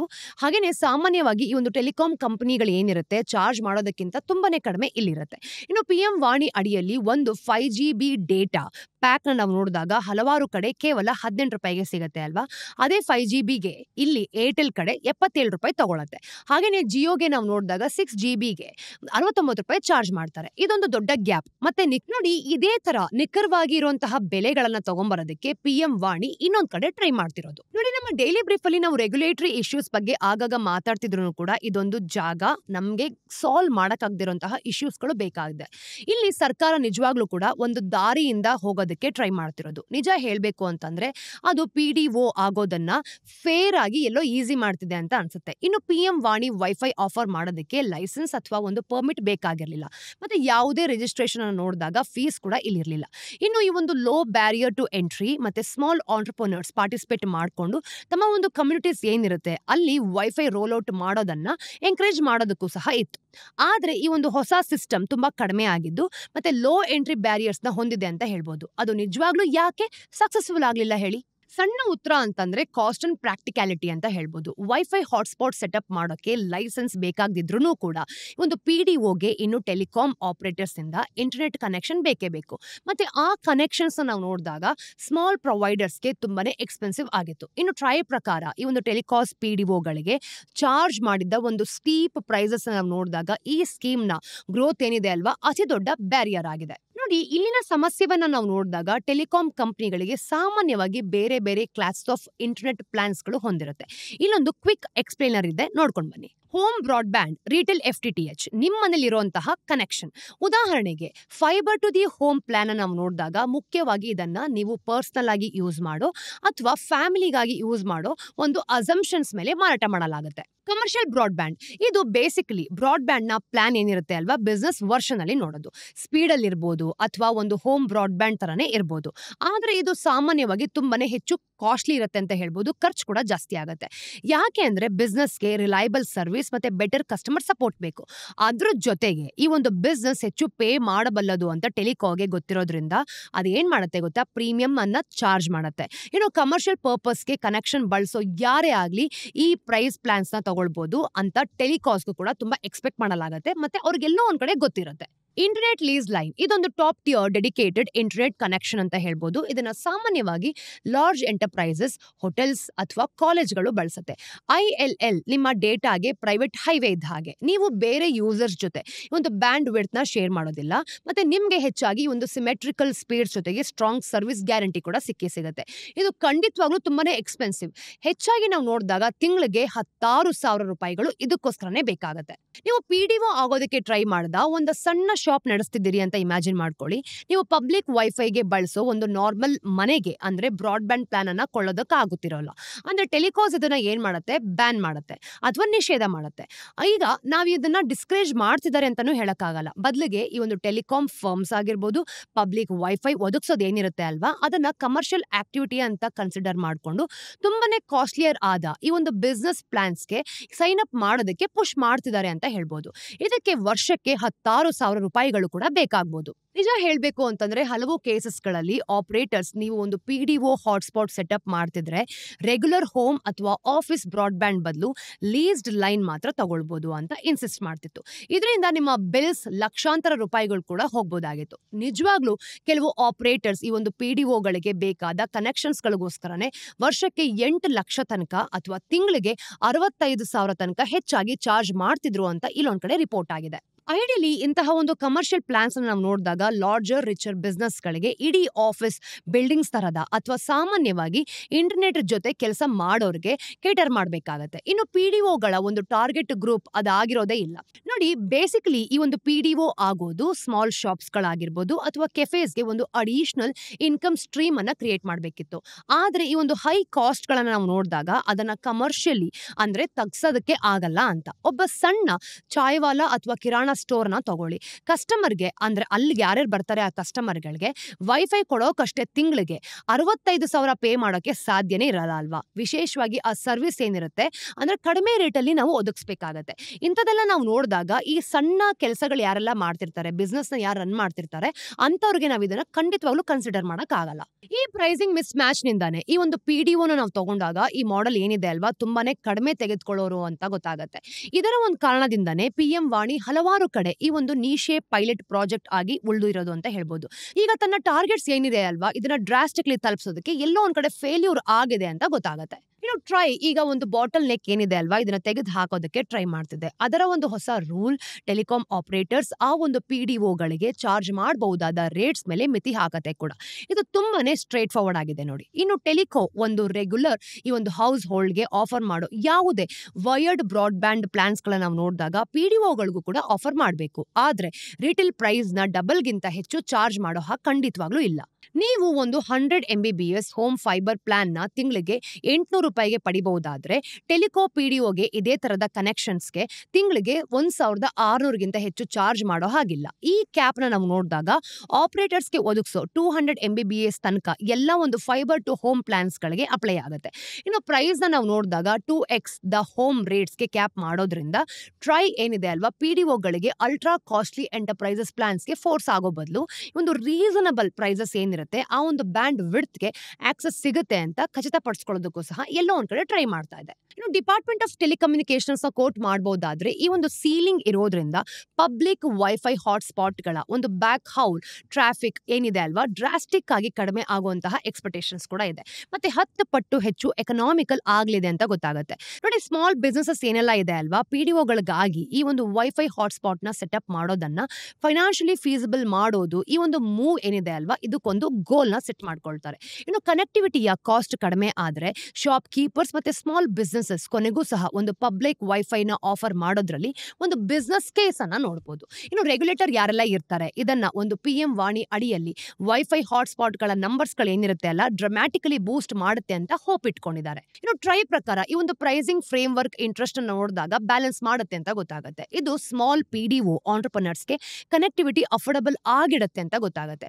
ಹಾಗೇನೆ ಸರ್ವಿಸ್ ಪ್ರೊವೈಡರ್ಸ್ ದ ಟೆಲಿಕಾಸ್ಗೆ ಅವರ ನೆಟ್ವರ್ಕ್ಗೋಸ್ಕರನೇ ತುಂಬಾ ಚೆನ್ನಾಗಿರೋ ಪೇಮೆಂಟ್ ನು ಕೂಡ ತಗೊಂಡ್ ಕೊಡ್ತಾರೆ. ಅದಕ್ಕೋಸ್ಕರ the twice the retail price ನ ಕ್ಯಾಪ್ ತಂದಿದ್ದು. ಇದು ನಾರ್ಮಲ್ ಕನ್ಸ್ಯೂಮರ್ ಪೇ ಮಾಡೋದಕ್ಕಿಂತ ಹೆಚ್ಚು ಕಮರ್ಷಿಯಲ್ ಯೂಸ್ಗಾಗಿ ಟೆಲಿಕಾಸ್ ಗಳನ್ನ ನೋಡಿದಾಗ ಹೆಚ್ಚುವರಿಯಾಗಿ ಏನನ್ನ ಕೊಡುತ್ತೆ ಆದ್ರೆ ತಡೆಯುವಷ್ಟು ಹೈ ಅಲ್ಲ ಅನ್ನೋದು ಇಲ್ಲಿ ಗೊತ್ತಾಗೋದು. ಜಿಯೋ, ಏರ್ಟೆಲ್, ವೋಡಾಫೋನ್ ಐಡಿಯಾ ತರದ ದೊಡ್ಡ ಟೆಲಿಕಾಂ ಆಪರೇಟರ್ಸ್ಗೆ ಈ ಹೊಸ ರೂಲ್ ಖಂಡಿತವಾಗ್ಲೂ ಇಷ್ಟ ಆಗ್ತಿಲ್ಲ. ಅವರ ಪರ್ಸ್ಪೆಕ್ಟಿವ್ ನಿಂದ ನಾವು ನೋಡಿದಾಗ ಅಂದ್ರೆ ಅವರ ದೃಷ್ಟಿಯಿಂದ ರೆಗ್ಯುಲೇಟರ್ ಪ್ರೈಸಿಂಗ್ ತರದ ಈ ಒಂದು ಕೋರ್ ಕಮರ್ಷಿಯಲ್ ಡಿಸಿಷನ್ ಅಲ್ಲಿ ಇಂಟರ್ವೆನ್ ಆಗ್ತಿದೆ ಅಂತ ಗೊತ್ತಾಗುತ್ತೆ. ಮತ್ತೆ ಬಿಸ್ನೆಸ್ ಕಸ್ಟಮರ್ಸ್ ಗಳಿಂದ ಬರೋ ಈ ಒಂದು ಅವರ ಪ್ರಾಫಿಟ್ಸ್ ಗಳನ್ನು ಕೂಡ ತಿಂದು ಹಾಕತ್ತೆ. ನೋಡಿ, ಟೆಲಿಕಾಸ್ ವಾದಿಸೋದು ಏನು ಅಂತಂದ್ರೆ ಪಬ್ಲಿಕ್ ವೈಫೈ ಪ್ರೊವೈಡರ್ಸ್ ಬೇಸಿಕ್ಲಿ ತಮ್ಮ ಒಂದು ಹ್ಯೂಜ್ ಅಮೌಂಟ್ ಅನ್ನ ಖರ್ಚು ಮಾಡಿಕೊಂಡು ಬಿಲ್ಡ್ ಮಾಡಿದ ನೆಟ್ವರ್ಕ್ ಮೇಲೆ ಈ ಒಂದು ಪಿಗ್ಗಿ ಬ್ಯಾಕಿಂಗ್ ನ ಮಾಡ್ತಿದ್ದಾರೆ. ಅದಕ್ಕೆ ಸರಿಯಾಗಿ ಮಾಡದೆ ಅಂತ ಇವ್ರು ಕಂಪ್ಲೇಂಟ್ ಮಾಡ್ತಿರೋದು. ಇನ್ನು ಟೆಲಿಕಾಸ್ ಕೂಡ ಅದಕ್ಕೆ ಬರುವಂತಹ ರೆವಿನ್ಯೂ ಲಾಸ್ ಬಗ್ಗೆ ತುಂಬಾನೇ ಭಯ ಪಡ್ತಿದೆ. ಹಲವಾರು ಜನ ಈ ಒಂದು PDOಗಳಿಂದ ವೈಫೈ ಯೂಸ್ ಮಾಡೋದಕ್ಕೆ ಶುರು ಮಾಡ್ತಿದ್ರೆ ಅದು ಟೆಲಿಕಾಸ್ ಡೈರೆಕ್ಟ್ಲಿ ಮಾರೋ ಮೊಬೈಲ್ ಡೇಟಾ ಪ್ಯಾಕೇಜ್ ಗಳ ಏನಿರುತ್ತೆ ಅಲ್ವಾ ಅದರ ಯೂಸೇಜ್ ನ ಕಮ್ಮಿ ಮಾಡಬಹುದು ಅಂತ ಅವರು ತುಂಬಾ ಟೆನ್ಷನ್ ಮಾಡ್ಕೊಂಡಿರೋದು. ಇನ್ನು ಪಕ್ಕದ ಶಾಪ್ ಥ್ರೋವೇ ರೇಟ್ಸ್ ಅಲ್ಲಿ ನಾವು ನೋಡಿದಾಗ ವೈಫೈ ಆಫರ್ ಮಾಡ್ತಿದ್ರೆ expensive mobile data top up ಯಾಕೆ ತಗೊಳ್ಬೇಕು ಅಂತ ತುಂಬಾ ಜನ ನಾವೆಲ್ಲ ಯೋಚನೆ ಮಾಡ್ತೀವಿ. ಇದರಿಂದ ಟೆಲಿಕಾಂ ಕಂಪನಿಗಳ ಡೇಟಾ ಅರ್ನಿಂಗ್ಸ್ ಖಂಡಿತರು ತಿಂದು ಹಾಕ್ಬೋದು ಅಲ್ವಾ. ಇನ್ನು ಕನ್ಸಲ್ಟೇಷನ್ ಪ್ರಾಸೆಸ್ ಸಮಯದಲ್ಲಿ ಕೆಲವು ಟೆಲಿಕಾಂ ಕಂಪನಿಗಳು ಪಿಡಿಒಗಳನ್ನ ತಮ್ಮ ಬಿಸ್ನೆಸ್ಗೆ ಪೊಟೆನ್ಷಿಯಲ್ ಕಾಂಪಿಟೇಟರ್ಸ್ ಅಂತ ಬಣ್ಸಿದ್ರು ಆಗತ್ತೆ. ಒಬ್ಬ ಲಾರ್ಜ್ ಆಪರೇಟರ್ ಪಿಡಿಒಗಳನ್ನ ಬೇಸಿಕಲಿ ನಾವು ನೋಡಿದಾಗ ಬ್ಯಾಂಡ್ ವಿಡ್ತ್ ತಗೊಂಡು ಅದನ್ನ ರೀಸೆಲ್ ಮಾಡ್ತಾರೆ ಅಂತ ಅನ್ಕೊಳ್ಳೋಣ. ಇದರಿಂದ ಆಪರೇಟರ್ಸ್ಗಳ ಕ್ಷೇತ್ರಕ್ಕೆ ಜಾಸ್ತಿ ಪ್ರಾಬ್ಲಮ್ ಆಗುತ್ತೆ ಅಂತ ಪಾಯಿಂಟ್ ಔಟ್ ಮಾಡಿದ್ದಾರೆ. ಇನ್ನು ಟ್ರೈಸ್ ನ ಲೇಟೆಸ್ಟ್ ರೂಲ್ಸ್ ನಾವು ನೋಡಿದಾಗ ಅವರ ಕೇವಲ ಕಸ್ಟಮರ್ಸ್ಗಳು ಯಾರೆಲ್ಲ ಇರ್ತಾರೆ ಈ ಒಂದು ಪಬ್ಲಿಕ್ ಹಾಟ್ಸ್ಪಾಟ್ಗಳಿಗೆ ಕಳೆದುಕೊಳ್ಳೋದಕ್ಕೆ ಜಾಸ್ತಿ ಆಪರ್ಚುನಿಟಿ ಇದೆ ಅಂತ ತೋರಿಸಿದ್ದಾರೆ. ಆ ಒಂದು ಬ್ಯಾಂಡ್ ವಿಡ್ತ್ ನ ಗೌರ್ಮೆಂಟ್ ಮ್ಯಾಂಡೇಟೆಡ್ ಪ್ರೈಸ್ ಅಲ್ಲಿ ಅವರಿಗೆ ಮಾರಾಟ ಮಾಡೋದಕ್ಕೂ ಸಹ ಎಲ್ಲೋ ಒಂದ್ ಕಡೆ ಜಾಸ್ತಿ ಫೋರ್ಸ್ ತೋರಿಸ್ತಿದ್ದಾರೆ ಅಂತ ಗೊತ್ತಾಗೋದು. ಒಬ್ಬ ಟೆಲಿಕಾಸ್ಗೆ ಇದು ತಮ್ಮ ಒಂದು ಬಿಸ್ನೆಸ್ ನ ಹಾಳು ಮಾಡೋದಕ್ಕೆ ಬೇರೆಯವ್ರಿಗೆ ತಾವೇ ಸಬ್ಸಿಡೀಸ್ ಮಾಡ್ದ ಹಾಗೆ ಕಾಣುತ್ತೆ. ಆದ್ರೆ ಈ ಒಂದು ಆರ್ಗ್ಯುಮೆಂಟ್ ಅನ್ನ ನಾವು ನೋಡಿದಾಗ ಎಲ್ಲೋ ಒಂದ್ ಕಡೆ ಯೂಸ್ ಆಗ್ಬೋದು ಅಂತ ಅನ್ಸುತ್ತೆ. ಈಗ ನಮ್ಮ ಒಂದು ಟೆಲಿಕಾಂ ಸಿಸ್ಟಮ್ ನಿಂದ ಸರಿಯಾದ ಸೇವೆ ಸಿಗದೆ ಈ ನಮ್ಮ ಜನರಿಗೆಲ್ಲ ಕಷ್ಟ ಆಗ್ತಿದೆ ಅಂತಂದ್ರೆ ಸರ್ಕಾರ ಏನಾದ್ರೂ ಮಾಡ್ಲೇಬೇಕು. ಈಗ ಎಲ್ಲ ಹತ್ರನೂ ಕೂಡ ಅಂದ್ರೆ ಮೊಬೈಲ್ಗೆ ತಕ್ಕ ಹಾಗೆ ಒಂದು ಒಳ್ಳೆ ಡೇಟಾ ಕನೆಕ್ಷನ್ ಅಥವಾ ನಮ್ಮ ಒಂದು ಅವಶ್ಯಕತೆ ಏನಿರುತ್ತೆ ಅದನ್ನ ಪೂರೈಸ್ಕೊಳ್ಳುವಂತಹ ಡೇಟಾ ಸಿಗೋದಿಲ್ಲ ಅಲ್ವಾ. ಆಗ ಏನ್ ಮಾಡ್ಬೇಕಾಗತ್ತೆ, ಹೆಚ್ಚು ಕನೆಕ್ಟಿವಿಟಿ ಆಪ್ಷನ್ಸ್, ಆ ಒಂದು ಗ್ಯಾಪ್ ಬ್ರಿಡ್ಜ್ ಏನಿರುತ್ತೆ ಅದನ್ನ ತುಂಬುವಂತ ದಾರಿನ ಹುಡುಕ್ಬೇಕು. ಸರ್ಕಾರ ಮತ್ತೆ ಟ್ರೈ ಈ ಒಂದು ಪಬ್ಲಿಕ್ ವೈಫೈ ಏನಿದೆ ಅಲ್ವಾ ಇದು ಇನ್ನೂ ಕೂಡ ಎಕ್ಸ್ಕ್ಲೂಸಿವ್ ಆಗಿ ಸಿಗಬೇಕು ಮತ್ತೆ ಆಲ್ಟರ್ನೇಟಿವ್ ಆಕ್ಸೆಸ್ ಮೆಥಡ್ ಆಗಿ ರಿಲೆವೆಂಟ್ ಆಗಬೇಕು ಅನ್ನೋದಕ್ಕೆ ಡಿಸೈಡ್ ಮಾಡಿರೋದು. ಇನ್ನು ಟ್ಯಾರಿಫ್ ಕ್ಯಾಪ್ಸ್ ಹಾಕೋದ್ರಿಂದ ಟ್ರೈ ಮೂಲತಃ ಟೆಲಿಕಾಸ್ಗಳ ಕಂಪನಿ ಏನಿರುತ್ತೆ ಅದರ ಒಂದು ಕಂಪ್ಲೇಂಟ್ಸ್ ಗಳನ್ನ ತಳ್ಳಿ ಹಾಕಿ PM ವಾಣಿಗೆ ಹೋರಾಡಬೇಕು ಅಂತ ಒಂದು ಆಪರ್ಚುನಿಟಿ ಕೂಡ ಕೊಟ್ಟಿದೆ. ಈ ರೂಲ್ ಪಬ್ಲಿಕ್ ವೈಫೈನ ಬೂಸ್ಟ್ ಮಾಡುತ್ತಾ ಮತ್ತೆ ಮುಂದೇನು ನೋಡಿ, ಲೋವರ್ ಬ್ಯಾಕ್ ಹೌಲ್ ಕಾಸ್ಟ್ ನಿಂದ ಇನ್ನೂ ಹೆಚ್ಚು ಸ್ಮಾಲ್ ಬಿಸ್ನೆಸಸ್ ಏನಿದೆ PDOಗಳಿಗಾಗಿ ಮುಂದೆ ಬರುತ್ತೆ ಅಂತ ಗೊತ್ತಾಗಬಹುದು. ಇದರಿಂದ ಭಾರತದಾದ್ಯಂತ ವೈಫೈ ಹಾಟ್ಸ್ಪಾಟ್ಗಳು ಅಂದ್ರೆ ಒಂದು ಸ್ಫೋಟ ಆಗೋದು ಖಂಡಿತವಾಗ್ಲೂ ಟ್ರೈನ ಒಂದು ಹೋಪ್ ಅಂತ ಇಲ್ಲಿ ಗೊತ್ತಾಗುತ್ತೆ. ಇಲ್ಲಿಂದ ನಮಗೆ ಗೊತ್ತಾಗೋ ಒಂದು ಪಾಸಿಟಿವಿಟಿ ಏನ್ ಗೊತ್ತಾ, ಹೆಚ್ಚು ಹಾಟ್ಸ್ಪಾಟ್ ಅಂದ್ರೆ ಸದ್ಯಕ್ಕೆ ಪುವರ್ ಕನೆಕ್ಟಿವಿಟಿ ಇರೋ ಜಾಗಗಳಲ್ಲಿ ಬೆಟರ್ ಇಂಟರ್ನೆಟ್ ಅವೈಲೇಬಿಲಿಟಿ ಸಿಗ್ಬೋದು ಅಂತ. ಎಲ್ಲರೂ ಕೂಡ ಇಂಟರ್ನೆಟ್ ತಲುಪಿಸೋದ್ರಲ್ಲಿ ಇದೊಂದು ಫೈನಲ್ ಪುಷ್ ಆಗ್ಬೋದು ಅಂತ ಇವ್ರು ಅನ್ಕೊಂಡಿರೋದು. ಈ ಮಧ್ಯೆ ಇದು ಮೊಬೈಲ್ ನೆಟ್ವರ್ಕ್ಸ್ ಮೇಲಿನ ಸ್ವಲ್ಪ ಡಿಮ್ಯಾಂಡ್ ಏನಿರುತ್ತೆ ಅದನ್ನ ಆಫ್ಲೋಡ್ ಕೂಡ ಮಾಡಬಹುದು. ನೋಡಿ, ಕಂಜೆಸ್ಟೆಡ್ ಸಿಟಿ ಏರಿಯಾಸ್ ಅಲ್ಲಿ ಸ್ವಲ್ಪ ಯೂಸೇಜ್ ನ ವೈಫೈಗೆ ಶಿಫ್ಟ್ ಮಾಡಿಕೊಂಡು ಮೊಬೈಲ್ ನೆಟ್ವರ್ಕ್ ಕ್ವಾಲಿಟಿನ ಇಂಪ್ರೂವ್ ಮಾಡ್ಕೊಳ್ಬಹುದು ಅಂತ ಇಲ್ಲಿ ತೋರ್ಸತ್ತೆ. ಆದ್ರೆ ಎಚ್ಚರಿಕೆಯಿಂದ ನಾವು ನೋಡ್ಕೊಂಡಾಗ ಈ ಒಂದು ಔಟ್ಕಮ್ ನ ಓವರ್ಸೆಲ್ ಮಾಡಬಾರ್ದು. ಮತ್ತೆ ಹೊಸ ಟ್ಯಾರಿಫ್ ಕ್ಯಾಪ್ ಅಂದ್ರೆ ಒಂದು ಮೇಜರ್ ಹರ್ಡಲ್ ತೆಗೆದು ಹಾಕರೂ ಕೂಡ ಅದು PM ವಾಣಿ ಏನಿರುತ್ತೆ ದೊಡ್ಡ ಯಶಸ್ಸು ಆಗುತ್ತೆ ಅಂತ ಆಟೋಮೆಟಿಕ್ಲಿ ಯಾವುದು ಕೂಡ ಗ್ಯಾರಂಟಿ ಮಾಡೋ ಹಾಗಿಲ್ಲ. ಇನ್ನು ಕ್ವಶನ್ ಮಾರ್ಕ್ಸ್ ಗಳು ಖಂಡಿತವಾಗ್ಲಿದೆ. ಒಂದಂತೂ ನಿಜ, ಪ್ರೋಗ್ರಾಮ್ ಯಾವಾಗ್ಲೂ ಕೂಡ ಬ್ರಾಡ್ ಬ್ಯಾಂಡ್ ಇನ್ಫ್ರಾ ಏನಿರುತ್ತೆ ಅದ್ರ ಹಿಂದೆ ಇದ್ದೇ ಇರುತ್ತೆ. ನೋಡಿ, ಒಂದು ಹಳ್ಳಿಯಲ್ಲಿ ಈ ಒಂದು ಹೋಮ್ ಬ್ರಾಡ್ ಬ್ಯಾಂಡ್ ಇಲ್ಲ ಅಂತಂದ್ರೆ ಅಥವಾ ರಿಲಯಬಲ್ ಆಗಿಲ್ಲ ಅಂತಂದ್ರೆ ಬೇಕಾದಷ್ಟು ಕೊರತೆಗಳು ಕಂಡೇ ಬರುತ್ತೆ. ನೋಡಿ, ಈಗ ಒಂದು ಬೇಸಿಕ್ ಬ್ರಾಡ್ ಬ್ಯಾಂಡ್ ನಾವು ನೋಡಿದಾಗ ಅದೆಲ್ಲ ತಲುಪೋವರೆಗೂ ಕೂಡ PM ವಾಣಿ ಅಲ್ಲಿಗೆ ತಲುಪೋದಕ್ಕೆ ಖಂಡಿತವಾಗ್ಲೂ ಸಾಧ್ಯ ಇಲ್ಲ. ಸೊ ಇದೆಲ್ಲದರ ಮಧ್ಯೆ ಇನ್ಫ್ರಾಸ್ಟ್ರಕ್ಚರ್ ಏನಿದೆ ರೋಲ್ ಔಟ್ ಅಂದ್ರೆ ಈ ಒಂದು ಕೀ ಆಗಿ ಉಳ್ಕೊಳ್ಳುತ್ತೆ ಅಂತ. ಮತ್ತೆ ಟೆಲಿಕಾಸ್ ನ ಆ ಒಂದು ಇನ್ಫ್ರಾ ಅಲ್ಲಿ ಇನ್ವೆಸ್ಟ್ ಮಾಡಬಹುದು. ತಮ್ಗೆ ಅದಕ್ಕೆ ಸರಿಯಾದ ಕಾಂಪನ್ಸೇಟೆಡ್ ಆಗತ್ತೆ ಅಂತ ಅನ್ಕೊಂಡ್ರೆ ಮಾತ್ರ ಇದು ಸಾಧ್ಯ. ಈ ಪ್ರೈಸ್ ಸಮರ್ಪಕ ಆಗಿದೆಯಾ ಅನ್ನೋ ಪ್ರಶ್ನೆ ಖಂಡಿತವಾಗ್ಲೂ ಇನ್ನೂ ಹಾಗೆ ಉಳಿದಿದೆ. ಆ ಪ್ರಶ್ನೆಗೆ ಉತ್ತರ ಕೊಡೋದು ಯಾವ ರೀತಿ ಟೈಮ್ ಚೇಂಜ್ ಆಗ್ಬೋದು ಅನ್ನೋದನ್ನ ನಾವು ನೋಡ್ಬೇಕು. ನೋಡಿ, ಟೆಲಿಕಾಂ ಆಪರೇಟರ್ಸ್ ಇದೆಲ್ಲದಕ್ಕೂ ಸಹ ಕೋಆಪರೇಟ್ ಮಾಡಿಕೊಂಡು ತಮ್ಮ ಒಂದು ಹೋಮ್ ಬ್ರಾಡ್ ಬ್ಯಾಂಡ್ ಪ್ಲಾನ್ಸ್ ಮೇಲೆ ಯಾವ ರೀತಿ ಅಂದ್ರೆ ಸ್ಟ್ರಿಂಗ್ಸ್ ಅಟ್ಯಾಚ್ ಇಲ್ಲದೆ ಈ ಒಂದು ಕ್ಯಾಪ್ಡ್ ರೇಟ್ಸ್ ಅಲ್ಲಿ PDOಗಳಿಗೆ ಕೊಡ್ತಾರಾ ಅಥವಾ ಒಂದು ಸ್ಮಾಲ್ ಶಾಪ್ ಕೀಪರ್ಸ್ಗೆ ನಿಜವಾಗ್ಲೂ ಕೂಡ ಆಪರ್ಚುನಿಟಿ ಕೊಡ್ತಾರಾ, ಇಲ್ಲಿ ವೈಫೈ ಹಾಟ್ಸ್ಪಾಟ್ ನ ಇನ್ಸ್ಟಾಲ್ ಮಾಡ್ಕೊಂಡು ಎಲ್ರಿಗೂ ಪಬ್ಲಿಕ್ ಹೆಲ್ಪ್ ಆಗುವಾಗ ಮಾಡ್ತಾರಾ, ಮತ್ತೆ ಈ ಒಂದು ರೀಟೇಲ್ ಪ್ರೈಸ್ ನಾವು ನೋಡಿದಾಗ ಡಬಲ್ ಇರೋ ಪ್ರೈಸ್ ಟ್ಯಾಗ್ ತುಂಬಾ ಹೈ ಆಗ್ಬೋದಾ ನಮಗೆ ಖಂಡಿತವಾಗ್ಲೂ ಗೊತ್ತಿಲ್ಲ. ಟ್ಯಾರಿಫ್ ಕ್ಯಾಪ್ ಆಗಿರ್ಬೋದು, PM ವಾಣಿಗೆ ಇದ್ದ ಒಂದು ಮೇಜರ್ ಫೈನಾನ್ಷಿಯಲ್ ರೋಡ್ ಬ್ಲಾಕ್ಸ್ ನ ತೆಗೆದು ಹಾಕೋ ದೊಡ್ಡ ಸ್ಟೆಪ್. ನೋಡಿ, ಇದೆಲ್ಲನೂ ಕೂಡ ಒಂದು ಮ್ಯಾಜಿಕ್ ವ್ಯಾಂಡ್ ಖಂಡಿತವಾಗ್ಲೂ ಅಲ್ಲ. ಇದರ ಪರಿಣಾಮವಾಗಿ ಹಾಟ್ಸ್ಪಾಟ್ಗಳ ನಂಬರ್ಸ್ ಏನಿದೆ ಅಲ್ವಾ ನಿಜವಾಗ್ಲೂ ಹೆಚ್ಚಾಗುತ್ತಾ ಇಲ್ವಾ ಅನ್ನೋದು ನೋಡೋದಕ್ಕೆ ತಿಂಗಳುಗಳೇ ಬೇಕಾಗಬಹುದು ಅಥವಾ ವರ್ಷಗಳೇ ಹಿಡಿಬಹುದು. ಮುಂದಿನ ದಿನಗಳಲ್ಲಿ ಇದರ ಪರಿಣಾಮ ಯಾವ ರೀತಿ ಇರುತ್ತೆ ಅನ್ನೋದನ್ನ ನಾವು ಕಾದು ನೋಡಬೇಕು. ಸ್ನೇಹಿತರೆ, ಇದಷ್ಟು ಇವತ್ತಿನ ಸ್ಟೋರೀಸ್ ನ ಅಪ್ಡೇಟ್ಸ್ ಟಿಡ್ಬಿಟ್ಸ್ ಏನು ಅಂತ ನೋಡ್ಕೊಂಬರೋಣ. Number 1, real estate joint DLF ಮತ್ತೆ ತಮ್ಮ ಹೊಸ luxury residential project Privana north ಇಂದ ಕೇವಲ ಒಂದೇ ವಾರದಲ್ಲಿ 11,000 ಕ್ರೋರ್ ಮೌಲ್ಯದ ಸೇಲ್ಸ್ ರೆಕಾರ್ಡ್ ಬಂದಿದೆ. ಈ ಪ್ರಾಜೆಕ್ಟ್ ಗುರುಗಾಂನಲ್ಲಿದೆ ಅಂತ ಹೇಳ್ಬೋದು. ಪ್ರೀಮಿಯಂ 4 BHK ಅಪಾರ್ಟ್ಮೆಂಟ್ಸ್ ಮತ್ತೆ ಪೆಂಟ್ ಹೌಸ್ ಗಳನ್ನ ಒಳಗೊಂಡಿರೋ ಈ ಪ್ರಾಜೆಕ್ಟ್ ಭಾರತದಲ್ಲಿ highest ever residential sales achievements ಗಳಲ್ಲಿ ಒಂದಾಗಿರೋದು. ನೋಡಿ, ಈ ರೆಕಾರ್ಡ್ ಅನ್ನು ನಾವು ನೋಡಿದಾಗ DLF ನ ಪ್ರೀವಿಯಸ್ ರೆಕಾರ್ಡ್ ಆದ ಹ್ಯಾರಿಸ್ ನಲ್ಲಿ $1.4 ಬಿಲಿಯನ್ ಸೇಲ್ಸ್ಗೆ ಹತ್ರದಲ್ಲಿದೆ ಅಂತ. ಈ ಡೆವಲಪ್ಮೆಂಟ್ ನೊಂದಿಗೆ DLF high end housing market ಅಲ್ಲಿ ತನ್ನ ಪೊಸಿಷನ್ ನ ಮತ್ತಷ್ಟು ಸ್ಟ್ರಾಂಗ್ ಮಾಡ್ಕೊಳ್ತಿದೆ. ಇಷ್ಟೊಂದು ಫಾಸ್ಟ್ ಆಗಿ ಬುಕಿಂಗ್ಸ್ ಆಗ್ತಿರೋ ಅಂದ್ರೆ ಬರೀ ಶ್ರೀಮಂತರು ಮಾತ್ರ ಪರ್ಚೇಸ್ ಇನ್ವೆಸ್ಟ್ ಮಾಡ್ತಿರೋ ಈ ಒಂದು ವಿಲಾಸ್ಗಳನ್ನ ಅಥವಾ ಪ್ರಾಜೆಕ್ಟ್ನ ನಾವು ನೋಡಿದಾಗ ಲಕ್ಸುರಿ ರಿಯಲ್ ಎಸ್ಟೇಟ್ಗೆ ಇರೋ ಬೇಡಿಕೆ ಹೆಚ್ಚಾಗ್ತಿರೋದನ್ನ ತೋರಿಸ್ತಿದೆ ಕೂಡ. ಪ್ರಿವಾನಾ ನಾರ್ತ್ ಈ ಒಂದು ಪರ್ಫಾರ್ಮೆನ್ಸ್ಗೆ DLF ಕಳೆದ ವರ್ಷ ಬಿಲ್ಡ್ ಮಾಡಿದ ಮೂಮೆಂಟ್ಸ್ಗೆ ಮತ್ತಷ್ಟು ಶಕ್ತಿ ತುಂಬಿದೆ. ಹಾಗೆ ಅವರ ಕ್ಯಾಶ್ ಫ್ಲೋ ವಿಸಿಬಿಲಿಟಿ ಕೂಡ ತುಂಬಾ ಬೂಸ್ಟ್ ಮಾಡ್ತಾ ಇದೆ. ನಂಬರ್ 2, ಬ್ಲ್ಯಾಕ್ ಸ್ಟೋನ್ ಕೋಲ್ಕತ್ತಾದ ಸೌತ್ ಸಿಟಿ ಮಾಲ್ನ ಒಂದು ಲ್ಯಾಂಡ್ ಮಾರ್ಕ್ ಆದ 3250 crore ಟ್ರಾನ್ಸಾಕ್ಷನ್ ನಲ್ಲಿ ಪರ್ಚೇಸ್ ಮಾಡಿದೆ. ಇದು ಆ ರೀಜನ್ ನಲ್ಲೇ ಇದುವರೆಗಿನ ಬಿಗ್ಗೆಸ್ಟ್ ರಿಯಲ್ ಎಸ್ಟೇಟ್ ಡೀಲ್ ಆಗಿರೋದು. ಅಂದ್ರೆ 1 ಮಿಲಿಯನ್ ಸ್ಕ್ವೇರ್ ಫೀಟ್ ವಿಸ್ತೀರ್ಣದ ಈ ಮಾಲ್ಗೆ ದಿನಕ್ಕೆ ಬರೋ ಜನ 55,000ದಿಂದ 60,000 ಜನ ಇದ್ದಾರೆ. ಇದು ವೀಕೆಂಡ್ಸ್ ಮತ್ತೆ ಫೆಸ್ಟಿವ್ ಡೇಸ್ ಅಲ್ಲಿ 2 ಲಕ್ಷ ತನಕ ಏರ್ಬೋದು. 1800 crores ಈ ಒಂದು ಆನ್ಯುವಲ್ ಟರ್ನ್ ಓವರ್ ನ ನೋಡಿರೋ ಇದೊಂದು ಝಾರಾ ಮತ್ತೆ ಅರ್ಮಾನಿ ಮತ್ತೆ ಆಡಿಡಾಸ್ ತರದ ಮೇಜರ್ ಗ್ಲೋಬಲ್ ಬ್ರಾಂಡ್ಸ್ ಗಳು ಇಲ್ಲಿದೆ. ಅಂದ್ರೆ ಇದ್ರ ಜೊತೆಗೆ 1400 ಸೀಟರ್ ಫುಡ್ ಕೋರ್ಟ್ ಮತ್ತೆ ಒಂದು 10 ರೆಸ್ಟೋರೆಂಟ್ಸ್ ಗಳು ಕೂಡ ಇಲ್ಲಿದೆ. ಈ ಡೀಲ್ ನಲ್ಲಿ ಶ್ರೀಲಂಕಾದ ಲಕ್ಸುರಿ ರೆಸಿಡೆನ್ಷಿಯಲ್ ಪ್ರಾಜೆಕ್ಟ್ ಆದ ಅಲ್ಟೇರ್ನ ಅಡಿಷನಲ್ ಅನ್ಸೋಲ್ಡ್ ಇನ್ವೆಂಟರಿ ಕೂಡ ಸೇರ್ಕೊಂಡಿದೆ. ಇದರಿಂದ ಟೋಟಲ್ ಟ್ರಾನ್ಸಾಕ್ಷನ್ ವ್ಯಾಲ್ಯೂನ ನಾವು ನೋಡಿದಾಗ 3400 crores ಆಗಿರೋದು. ಈ ಆಕ್ವಿಸಿಷನ್ ಬ್ಲ್ಯಾಕ್ ಸ್ಟೋನ್ ನ ಎಕ್ಸ್ಪ್ಯಾಂಡ್ ಆಗ್ತಿರೋ ಇಂಡಿಯಾ ರಿಟೇಲ್ ಪೋರ್ಟ್ಫೋಲಿಯೋಗೆ ಮತ್ತಷ್ಟು ಸೇರ್ಪಡೆಯಾಗಿದೆ ಅಂತ. ಈ ಪೋರ್ಟ್ಫೋಲಿಯೋದಲ್ಲಿ ಸೆಲೆಕ್ಟ್ ಸಿಟಿ ವಾಕ್ ಮತ್ತೆ ಪ್ರೆಸ್ಟೀಜ್ ಗ್ರೂಪ್ ನ ಅಸೆಟ್ ಕೂಡ ಸೇರ್ಕೊಂಡಿದೆ ನೋಡಿ. ಈ ಮಾಲ್ ನ ನಾವು ನೋಡಿದಾಗ ಎಮಾಮಿ, ಮರ್ಲಿನ್ ಮತ್ತೆ ಒಂದು ಸರಾಚಿ ಗ್ರೂಪ್ಸ್ ಗಳ ಒಂದು ಕನ್ಸೋರ್ಟಿಯಂ ಡೆವಲಪ್ ಮಾಡ್ತಿರೋದು ಈ ಒಂದು ಅಸೆಟ್ ನಿಂದ ಎಕ್ಸಿಟ್ ಆಗಿದ್ದಾರೆ ಅಂತ ಗೊತ್ತಾಗುತ್ತೆ. ಕೊನೆಯ tidbit, TVS motor company Indonesian electric 2 wheeler ಮಾರ್ಕೆಟ್ಗೆ ಕಾಲಿಟ್ಟಿದೆ. ಅವರು ತಮ್ಮ ಒಂದು ಐಕ್ಯೂಬ್ ಎಲೆಕ್ಟ್ರಿಕ್ ಸ್ಕೂಟರ್ ನ ಇಂಟ್ರೊಡ್ಯೂಸ್ ಮಾಡ್ತಿದ್ದಾರೆ. ಅದರ ಬೆಲೆ ನೋಡಿದಾಗ ಐಡಿಯಾ 29.9 ಮಿಲಿಯನ್ ಅಂದ್ರೆ ಸುಮಾರು 1.6 lakhs ಅಂತ ಜೊತೆಗೆ ಲಾಂಚ್ ಮಾಡ್ತಿದ್ದಾರೆ ಕೂಡ. ಈ ಸ್ಕೂಟರ್ಸ್ ಗಳನ್ನ ಅವರ ಸಬ್ಸಿಡರಿ ಆದ PT ಟಿವಿಎಸ್ ಮೋಟಾರ್ಸ್ ಮೂಲಕ ಈಸ್ಟ್ ಕರಾವಂಗ್ ಫೆಸಿಲಿಟಿಯಲ್ಲಿ ಲೋಕಲಿ ನೋಡಿದಾಗ ಅಸೆಂಬಲ್ ಮಾಡಲಾಗುತ್ತೆ. ಐಕ್ಯೂಬ್ ಅಂದ್ರೆ ಪ್ರತಿ ಚಾರ್ಜ್ಗೆ 115 ಕಿಲೋಮೀಟರ್ಸ್ ನ ರಿಯಲ್ ವರ್ಲ್ಡ್ ರೇಂಜ್ ಕೊಡುತ್ತೆ ಮತ್ತೆ 78 ಕಿಲೋಮೀಟರ್ಗೆ ಟಾಪ್ ಸ್ಪೀಡ್ ಕೂಡ ಹೊಂದಿದೆ. ಟಿವಿಎಸ್ ಈಗಾಗಲೇ 6 lakhs ಗಿಂತ ಹೆಚ್ಚು ಐಕ್ಯೂಬ್ ಯೂನಿಟ್ಸ್ ಗಳನ್ನ ಗ್ಲೋಬಲ್ ಕಸ್ಟಮರ್ ಬೇಸ್ ನಲ್ಲಿ ತಲುಪಿದೆ ಕೂಡ. ಕಂಪನಿ ಪ್ರಕಾರ ಇಂಡೋನೇಷಿಯಾದ ಎಲೆಕ್ಟ್ರಿಕ್ 2 ವೀಲರ್ ಸೆಗ್ಮೆಂಟ್ ಅನ್ನು ನೋಡಿದಾಗ ಕಳೆದ 3 ವರ್ಷಗಳಲ್ಲಿ 101 CAGR ನಲ್ಲಿ ಬೆಳೆದಿರೋದು. ಈಗ ಈ ಬುಕಿಂಗ್ಸ್ ಕೂಡ ಓಪನ್ ಆಗಿರೋದ್ರಿಂದ ಟಿವಿಎಸ್ ಈ ಒಂದು ಫಾಸ್ಟ್ ಗ್ರೋಯಿಂಗ್ ಮಾರ್ಕೆಟ್ ನ ಟ್ಯಾಪ್ ಮಾಡೋ ಗುರಿಯನ್ನ ಹೊಂದ್ಕೊಂಡಿದೆ. ಲೋಕಲ್ ಅಸೆಂಬ್ಲಿನ ಬಳಸಿಕೊಂಡು ಪ್ರೈಸಿಂಗ್ ಮತ್ತೆ ಲಾಜಿಸ್ಟಿಕಲ್ ಅಡ್ವಾಂಟೇಜ್ ಪಡ್ಕೊಳ್ಳೋದು ಅವರ ಒಂದು ಮೇನ್ ಮೋಟಿವ್. ಇನ್ನು ಏಷ್ಯನ್ ರೀಜನ್ ನಲ್ಲಿ ಕಂಪನಿಯ ಮೊದಲ ಎಲೆಕ್ಟ್ರಿಕ್ ವೆಹಿಕಲ್ ಲಾಂಚ್ ಇದಾಗಿರೋದು. ಇದು ಅವರ ಇಂಟರ್ನ್ಯಾಷನಲ್ ಗ್ರೋತ್ ಆಂಬಿಷನ್ ನ ಹೈಲೈಟ್ ಮಾಡಲಾಗುತ್ತೆ ಅಂತ ಗೊತ್ತಾಗುತ್ತೆ. ಸ್ನೇಹಿತರೆ, ಇದಷ್ಟು ಇವತ್ತಿನ ಜಿರೋದಾ ಮಾರ್ಕೆಟ್ಸ್ ನ ದ ಡೈಲಿ ಬ್ರೀಫ್ ನ ಅಪ್ಡೇಟ್ಸ್. ಮತ್ತಷ್ಟು ಅಪ್ಡೇಟ್ಸ್ ಒಂದಿಗೆ ನಾನು ನಿಮಗೆ ಮುಂದಿನ ವಿಡಿಯೋಲಿ ಸಿಗ್ತೀನಿ. Till then take care.